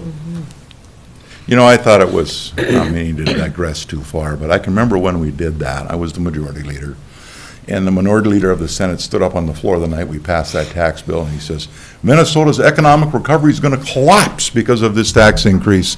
You're killing Minnesota's economy. Well, here we are. You know, we're 5 years later. We've got record low unemployment. Our economy is doing pretty darn well in most areas of the state. We've still got some pockets of challenges, but clearly not true. And I mean, I give those, I guess I've never gotten an email from one of those people in 2%. There's a small number in the district probably, but I give them credit for their families pitching in a little extra to help our state. Because, you know, they're not marching in the streets trying to repeal it. There wasn't even a bill heard this year that would have repealed that top 2% tax increase. So, you know, there's a lot of wealth out there. It's just probably, if I could redistribute it, I'd probably redistribute it a little bit different than it is. Not that I want to penalize people that are successful, but I always remember former Rep. David Dill telling me something, because David was pretty successful at a pretty young age. And he told me one time when we were trying to Senate, Democratic Senate was trying to right the state's ship back when we had a Republican House, and we had proposed some tax increases to try and surcharges and things to try and get the state's budget in balance. And the Republicans in the House were crying that we were going to kill the economy. And David Dill told me one time, he said, Tom, people with money, he said, they don't spend their time figuring out how to avoid taxes. They spend their time figuring out how to make money. Right, right. And that's how you get successful, right? And that's how he got successful. So. But my hats go off to those people that are paying more. Our state has benefited a lot. We've been able to put more money into K-12, not borrow from K-12. We put significant new money into health care and early childhood. We've spent a bunch of general fund money on transportation. Maybe not the best policy, but we've had enough general fund. We've been able to do that. None of that would have ever happened if we hadn't been able to tax the top 2% of wage earners in the state additional 2%. So to those of you that are paying it, thank you. You're providing a great benefit to everyone else in the state. Mm-hmm. Well, we're joined by Mark Phillips from IRRB, so you can give us a few words of wisdom, and then we'll go into questions or comments from the board. Sure. Well, thank you for having us. So I'm winding down my final year of my appointment. So when Governor Dayton retires, I'll be moving on. And so in reflecting on that, I always say Grand Marais is kind of the poster child for my philosophy, which was to raise the quality of life in the communities that we serve, and that will bring economic development along with it. So there are a number of communities that have taken that very seriously. Grand Marais and Cook County in general is one of those. So I always cite if people want to improve their economic development of their community, look at communities like this. So we're happy we've been touring and we've been participating in some of the infrastructure for some of the affordable housing projects around, things like that. So we're happy to be here and happy to help. Good. Glad to have you. If you have any questions, I'd be happy to answer them. Okay. So any other comments from, okay, so we're going to open it up for questions, comments here from the board. You can just speak up. I got a list. You guys are used to me and my list, though, so you're good to go. I have kind of a stingy attitude and blinders to the rest of Cook County because the Gunflint Trail has spoiled me in believing that people can just raise the money themselves. So you are right. They do amazing things. They built 3 fire halls on fundraising. They just bought a $220,000 ambulance on fundraising, and then you were at Chickawauk to see the wonderful work. And I was actually at a memorial service of a North Gunflint Lake homeowner who the conversation at dinner was his friends in Norway can't get their money transferred into the Chickawauk donation site because of the currency exchange, and how do we fix that? So even in passing, there's more coming in, so it's amazing. But that place is successful because of you. So thank you for your legislative actions and the work that you've done and the support that you do for the Gunflint Trail, because it really is the end of the road going that way. So that's hugely important. And thank you for driving 58 miles to come to the gathering yesterday. That's another fun thing. And then, yes, I'm going to talk gun control, sorry. We do have the most concealed carry permits per capita of any county in the state. I don't know, I'm not going to say we're proud of that, but I think that's a big deal. You had 2 legislative actions earlier this year that didn't pass, and we talked about that when we were down in session. And I'm not going to ask for more laws, but again, I'm going to ask if you have the ability to fund the resources to enforce the laws we currently have. That's huge. You know, laws don't mean anything if I don't have the law enforcement or the county attorney or anyone else with the ability to enforce what we have. So when you're talking surpluses and the ability, it goes a long way to have the resources to enforce that kind of stuff. So I'm not going to ask you to make more laws. And then also with your extra funding, we have the revolving loan fund. We had a presentation this morning that started out with a mere $100,000. And now we have $1.6 million in funded resources. So a consideration to our housing authority is to start a revolving loan fund for things that we can't fund. You know, we have the septic fund where people can get help and it comes out of their property tax, but people can't get funding to put in their roads. They can't get funding to put in culverts. They can't get to put in their slab to just help them out a little bit. You know, we have a huge housing problem. That might go a long way. So just think about that in your thinking of ways to spend the extra money that you have for... Does AOA have anything that could help with that? No. No, I mean, they have resources for the very low income if their furnace goes out or heating assistance, but a lot of people have asked, can we expand our septic loan program, and we can't. But it would be nice, you know, if you gave our EDA $100,000 to start a revolving loan fund. I know that we could make big progress out of that and make it huge, but then the rest of the state will want the same benefits. I get how that works. But that synergizes. It synergizes, Quickly. and I always try to tell them there's no point to Minnesota without us, and that's why we should be treated differently. And you guys love when I tell you that. And then we just, the Association of Minnesota Counties just did a day-long summit on opioid addiction. So a little bit for you to remember when you're in your sessions and trying to fight for support on that. 80% of the world's opioids are consumed in the United States of America. So it is a big deal here, and it needs to be worked on. And one of the numbers that came out of that was from 2011 to 2016, St. Louis County had 123 opioid overdoses, deaths. And in the next year, just 1 year, 1,449 deaths, just from 1 year's change. So thank you for knowing that it's an issue and trying to work on it and make a difference, because it's going to come this way at some point, and we need to see what we can do to stop it.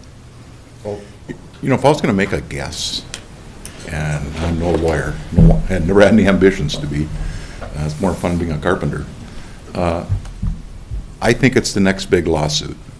Much like the tobacco settlement happened, there it is prime for a suit. And I'm going to have a conversation with the next Attorney General about that. I mean, they're destroying lives, and we've got to get our arms around this problem, destroying families. And there's other ways to treat pain. There's other ways to treat pain, and one of the pains we forget about is mental illness. And how do we cope with that? So that's all my interrogation for now.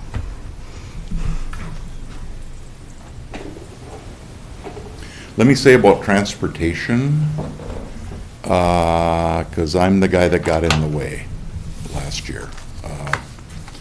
The House passed a constitutional amendment that dedicated all of the sales tax that's collected on auto repairs, tires, windshields, auto parts, dedicated all that money to the Highway Trust Fund for transportation purposes.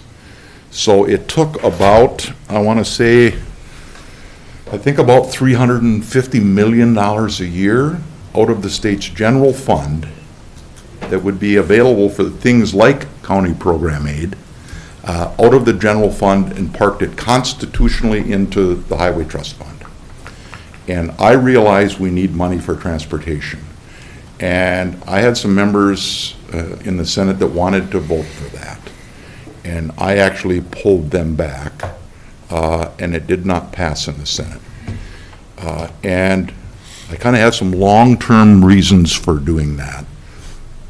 When you park spending in the Constitution, it takes all the flexibility of future legislatures to be able to respond to what the public's interest and the public's needs are, because the Constitution says what it can be spent on.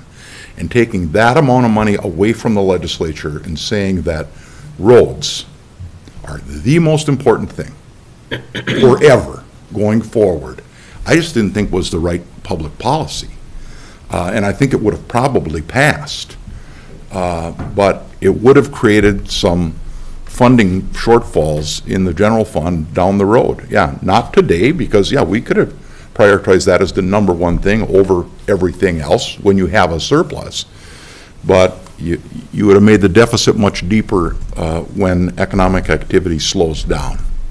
So and there was a provision in there that I was pretty proud of. There was a little provision in there that gave a percentage of that money, dedicated it to small cities with under 5,000 people. It was my idea. So a piece, because cities under 5,000 don't get any money out of the highway trust fund now. And under that provision, they would have gotten a piece. And so I was the brainchild of that, and had to work to kill it in the end. But what I tried to do that the Republicans wouldn't do is, we have needs in transportation. Let's statutorily park the money in transportation, all of it. Put it in statute and say, you know what? We're going to spend all this money that's like parts and tires and everything, we're going to spend it all on transportation. Let's move it over to the Highway Trust Fund, but let's move it statutorily rather than constitutionally. And as long as the economy is doing okay, and we've got that $350 million a year, it's all going to get spent on roads. But someday, when the economy slows down, we don't have enough money for our K-12 system, or for health care, or for the other things that are really, really important, or public safety. the legislature would then be able to say, well, we don't have quite 350 million for roads this year. We need to maybe take 50 or 100 million of it and move it over to something else. So I'm going to continue to pursue that this year. If I get the majority back, it's one of the charges that I'm going to give the new transportation chair, is we're going to move that general fund tax money generated by auto parts over statutorily to transportation purposes. A small piece of it right now is dedicated in the next biennium, but not all of it. But we've got to spend some more money on our transportation system in this state. The ideal way to do it would be to do it through a gas tax, but there just isn't the public support for that, unfortunately, for the legislature to have enough courage to pass a gas tax increase. The Senate did it in 2014 and 15, I think, and we couldn't get a Republican House to do it. I couldn't even get Governor Dayton to support it in 14 when I had a Democratic House. So we're just gonna, absent a gas tax increase, which it doesn't seem today at least that it is in the cards, we're going to have to move some general fund over there, and I don't want anybody to think that that's more important than schools or health care or early childhood or anything else. But if the public doesn't want to do it with a gas tax, then they're telling me it's more important than kids. And we can't just let our public infrastructure totally deteriorate, because a lot of people want the roads fixed. They just don't want to have to pay for it. And, you know, you get what you pay for in life. We all know that in our own families. But so we'll see how it is going to totally depend on how the makeup of the legislature is, because, like I said, if Tim Walz is the governor, he's publicly committed to support a gas tax increase. But it seems it's a tough pill for the legislature to swallow. You know, and voting to raise taxes are the toughest votes in the legislature. They really are. It's much easier to give money away, right? But voting to take money out of people's pockets. Funny how they're connected. It's hard. It's really hard. And people take it very seriously. You're talking to a board that did a 17% tax levy increase. We weren't liked very much last year.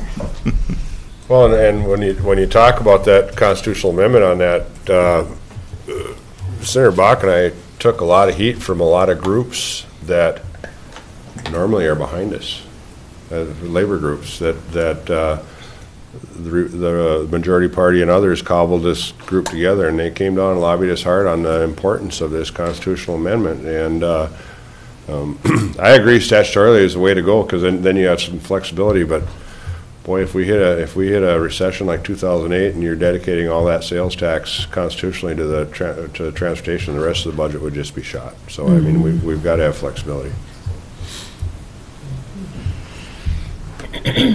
Yes. Yes, I'd like to bring up childcare, and want to thank you know, the legislature has been doing some things, I know, and I know you've heard it from all over the place, you know, how critical it is for economic development, as well as health and human service issues and preventative, you know, swimming upstream to deal with some of those things. So I know I've been involved in it for the last 5 years. Before I was a commissioner, dealing with our YMCAs in Duluth and here. And I know that more work could be done, and maybe some flexibility. I know problems with licensure and so forth, and I know some changes have been made a little bit, so I would encourage you to continue to take a look at that, but also I know you've done a great job with making some improvements in early childhood education through the public schools. I mean, it's great stuff, but I think there's this other component that we really need to pay attention to. And I know that IRRR is looking at this as a range issue that they're going to look at, and we hope that you will include us in that. Oh, absolutely. In fact, I think it's Thursday this week. So the Blandin Foundation, IRRB, and the Northland Foundation is holding an event where we commissioned the Wilder Research to do a study of the whole region on the needs and things, so we can figure out what's the best next move. We did a couple of public infrastructure projects this last year on the range that led to some additional child care centers. And so we're going to look at all those things. But so the big rural problems are the same all over Minnesota. So child care, broadband, affordable housing, you can go right down the list. And they've been really tough. The majority in the legislature haven't really gotten behind many of them at all, really. Border broadband, zero funding, child care, zero funding. So we're hoping the brighter future on all those fronts. You know, we're absolutely aware, I think, of the critical problem there is for people to find childcare. I mean, working families to find childcare. But, and right now, because the taconite tax tonnage is, we're coming out of a dip, and we've got probably more revenue for this next budget than we had for the last one. We probably have some resources that potentially could be available to build out some childcare. The hard thing for us is when you try to build out services, people that serve the public, and it's kind of like a retail operation, right? You're retailing something to the public. It's really hard to come in and try help partner with somebody to build a facility when down the road somebody has built it totally with their own private dollars, and you put them into competition. So even though I think the demand is there, and I just think we have to be careful using taxpayer dollars to subsidize competition for people that have built a book of business with their own private resources. So it's a little tricky to figure out. That's why oftentimes you see us invest money in public infrastructure, as we're pretty good at that, because that is a role of ours, I think, to put in the infrastructure for things. So, but getting beyond that is into bricks and mortar is kind of hard when they're competing with people who've maybe put their whole life's earnings into building a viable business. So I don't quite know how to solve that issue, but if anybody has any ideas, please let me know, because I do understand that there's a severe shortage out there, especially among finding places for infants. Mm-hmm. And that was one of the things I was going to comment on that too, is there's been a big push for pre-K to get 4-year-olds into the school.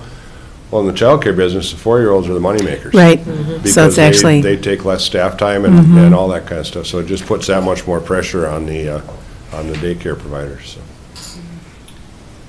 Yeah, I wouldn't want to spend, I've got some ideas, and so hopefully we can talk about that. But I think, maybe there's some things that could be pursued. But I agree with you, it's a delicate balance, and we don't want to interfere with private enterprise at all. But maybe there's a way to look at it. Sure.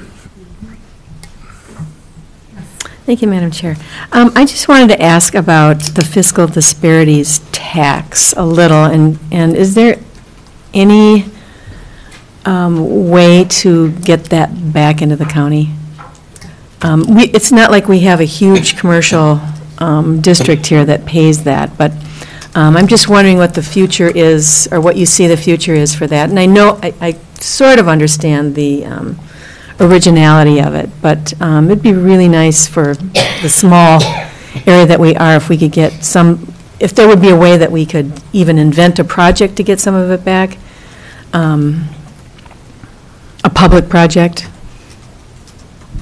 that would help everybody? Well, we're capturing 40% of the new commercial industrial growth across the entire taconite relief area. Mm-hmm. And much like we share the taconite tax across the entire taconite relief area. Yeah, so I get there's a benefit. So the mines are commercial property. All that wealth is being shared. So the thought was, when we passed fiscal disparities, is, well, we should share some of the commercial too. So some of the communities that are doing really well, share with some that maybe aren't doing as well.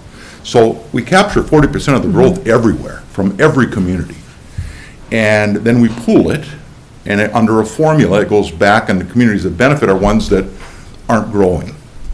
Get the benefit from the ones that are. And interesting, one of the real big payers is Mountain Iron. Mountain Iron, because they've grown quite a bit of commercial property. There's a Walmart store, and Lake Country Power built a big new facility, and so they're a pretty big net payer, and they're sitting in the shadow of Mintac, who's the giant of the taconite tax, so they feel like they're kind of sharing twice. But it really, that really was the impetus of the legislature is, the mining industry is sharing the wealth among a larger area and maybe commercially. And, we hear it from Grand Rapids and Cohasset also. But I think you just have to think of it as, if you really think of it as one large region where we should help each other, I think there's a rational reason that we have it.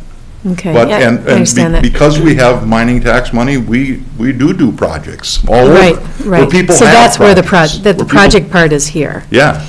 Yep, the benefit part. So I don't have a very good answer. I think it's unlikely it's going to get changed. Yep, okay. Be glad that the community's growing, that's what I would say. Yeah. Just wanted to, we're Excuse me, pretty I creative just here. had Yeah. one thing on spreading the taconite taxes around. So the criteria that we measure projects by have evolved over the years. So we still look heavily at jobs.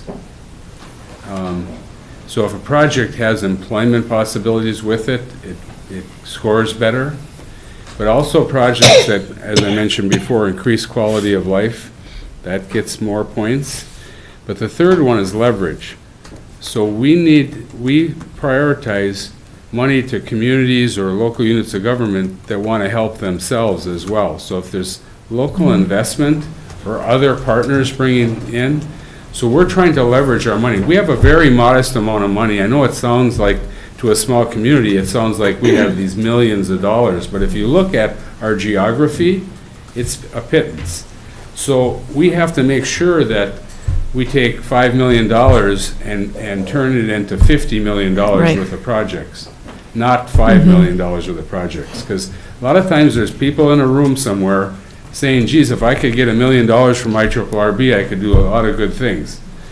Well, It's got to do more than a few good things. Yes. It's got to synergize, yep. so leverage is a big part of our decision-making. So if you're thinking about future projects, think about a lot of partners, a lot of money coming in. Yeah, You have a better chance of accessing some of our funding. makes sense. And they've done a good job around here. A lot of these housing project stuff we've invested in have had a lot of partners, which has been good. And hearing it in the whole conversation with the three of you there, it's much more understandable to me. It's not just going out, it's being shared, and there's a lot over here coming back. Well, speaking of jobs, we have lots of jobs here. We don't have a lot of workers. Well, there you So we're just hoping that the gates will open up for more people to come. It's a problem throughout the entire state. Pray that the president doesn't do something with the visa process, because if he does something with that immigration visa process, we are going to have real problems here. Anything we can do to And who knows what he's No. going to do, right? write a letter? Yeah, write a letter to You could tweet something. There are maybe. 0.8 people available for every job open in Minnesota. I know, mean, that's you the just- situation, yeah. We got an issue. We got to make people want to come here. Yeah. Speaking of burdens on commercial businesses, this new, lovely, Oh, brilliant thank you for sales bringing it tax up. Yeah. idea, I realize that sales tax is in and out, but on the other side of the sales tax in and out is the inexorbitant amount of time that it's going to take our retail facilities to calculate that 9-digit zip code sales tax formula, and the Yeah. bookkeepers and everyone else that the businesses are going to have to pay to calculate that and enter every single zip code in the state to pay sales tax. There'll be software developed. Much like Minlar software and. Actually, Jim Boyd sent me an email last week on that Yeah. very subject.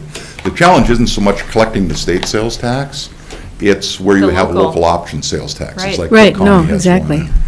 one, Two Harbors has one. Can you eliminate? Proctor has Can you one, eliminate the Hermantown local has and we one, just Duluth, keep track and- of the counties and send the? And What? so I had Department of Revenue contact Jim Boyd earlier this week, and I don't know if Jim is here or not. Yep. but, Yeah, he is. And I think maybe Jim should speak to it. He had the conversation, but they are working on some kind of a web seminar where people are going to have the opportunity to kind of weigh in on how we can develop a system where it is seamless as possible for people.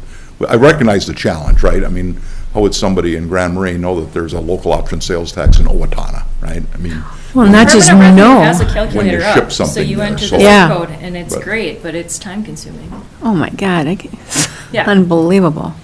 It'll get, I'm sure it's gonna get easier. But it just went into effect, what, October 1st? The email was sent out to me on October 12th saying that I had to start on October 1st, so that was another wonderful part that I liked. Not that I'm complaining. Well, just remember, the state didn't do that, the US Supreme Court did, I know. right? So, we've got to figure out how we implement it and make it as easy as we can, but. They are preparing a software that they say, as Heidi says, will only require the 9-digit zip code. The issue is going to be how they integrate, or how you integrate that software. With our. Your point of sale Yep. software, Yep. because it's online and it's automated. Yep. And you can't go back afterwards and Nope. say, oops, you owe us an Right. additional 8% Right. or whatever. So the integration into your online. Yep. It's not just the integration into your online systems, it's then going to pay it with the state, so then, like Sievertson Gallery, if they send something to every county in the state in 1 month, you're gonna have to pull every single county in the state up when you go pay your sales tax, and it could be for something for $5. It'd be a pain, sorry. Well, we have a few minutes left, and then these folks need to move on, but another comment? Well, on a positive note, I guess at the last session, the LCCMR money went through for Portage for the moose huntings. And I know Dr. Moore was very grateful for that. And then I'm on the transportation thing at AMC there, so. We actually came to see you. It was You were smiling when I was talking about the constitutional amendment. Yeah, it was a little disappointing coming from a county where we have limited money for fixing our roads and our bridges. We just bonded to fix County Road 17 in Grand Portage, and it's going to take us 20 years to pay for it. We have a lot more roads. And then the other thing you hit on too was the opioids, but the other thing that tails onto that is mental health facilities. In Grand Portage, I believe I talked to the Human Services up there, and the last time they had to send someone to a facility, they had to bring them to Fargo, was the nearest open bed. And I think that's something. There was that some needs to money be in the addressed. bonding bill I think it's a competitive process to build, 3 facilities. Yeah. And St. Louis County, I believe, has put an application in Yes. to try and get that. They're working on that. Their region would benefit a great deal if we could get one of those in St. Louis County. So I'm sure they're going to be geographically located, but that will not be the end of the conversation at the legislature, I'm sure, but it's at least a start. It's a start. It's awesome. Thank It you. all kind of falls together off of one thing there. Well, and being a former county commissioner, that puts a lot of pressure on county budgets for these transports and stuff like that. I know the sheriff was coming to us all the time, and I just got to figure out that there's got to be a better way to figure out a system when you're transporting somebody from Grand Marais to Owatonna, and then Owatonna's transporting somebody to Duluth, and you meet on I-35. You also got the request from us when you have to have 2 different sexes in the car for Right, the transport. right. That's also So- a burden. And then that adds more, so there's got to be a better way to do the system, and one of them is providing more beds. I know Dr. Herman at Essentia down in Duluth has told me that they'd be willing to open up more mental health beds in their system as part of their expansion, but they want to guarantee them that they're for northern Minnesota people, and there's no way to do that at this point in time, so. Why not? Okay, well. So a little fun fact on transportation. Yeah. One of the benefits of being around a long time is, I chuckle at that farmer's insurance commercial, and I don't have farmer's insurance, but where the guy says, we know a thing or two because we've seen a thing or two, right? It's just, State Farm, you're a good neighbor, but it's a little catchy. But to the commissioner's point on transportation, Cook County is actually responsible for a pretty significant law change in counties that have unorganized townships. And Brady probably remembers this, but Cook County sent me a letter probably a couple decades ago. And because when you levied for township roads before, or unorganized township, you could only spend the money you collect in an unorganized township in that unorganized township. And it never generated enough money in a lot of the unorganized townships to ever do a project. So we actually changed the law way back when I was in the House, based on a letter from Cook County that allowed you to take all of the money from your unorganized levy and pool it together so that you at least could get a project done somewhere in one of those organized townships. So I'm sure a lot of counties around the state have benefited from that, nobody knows that it was Cook County, and like I say, Brady and I were the only ones that were here at the time when that was done, but, That's a good example of why you should do things just for Cook County, because it's actually good for everybody. We're finally getting around to taking advantage of that program. Oh, really? Highway engineer, and we're working on that because it's going to help us with some bridges. I would think so, Yeah, but we haven't done anything about it until we got our new highway engineer. It was a long, I think I was in the house when we did it, it was a long time ago. but it came We're from- working on it now. Came from here. That will help us. Yeah. That's a good note to end on. Thanks so much for Yeah, coming thank here. you. Thank Thank you. you. Thank you. Thanks. Seeing you later. Okay, motion to adjourn. Mary's gonna drag you out the So door. moved. She's pacing back Those of you there. up for election, good luck. Yep, absolutely. Second. All in favor? All Aye. in favor? We're done. Very good. Very good.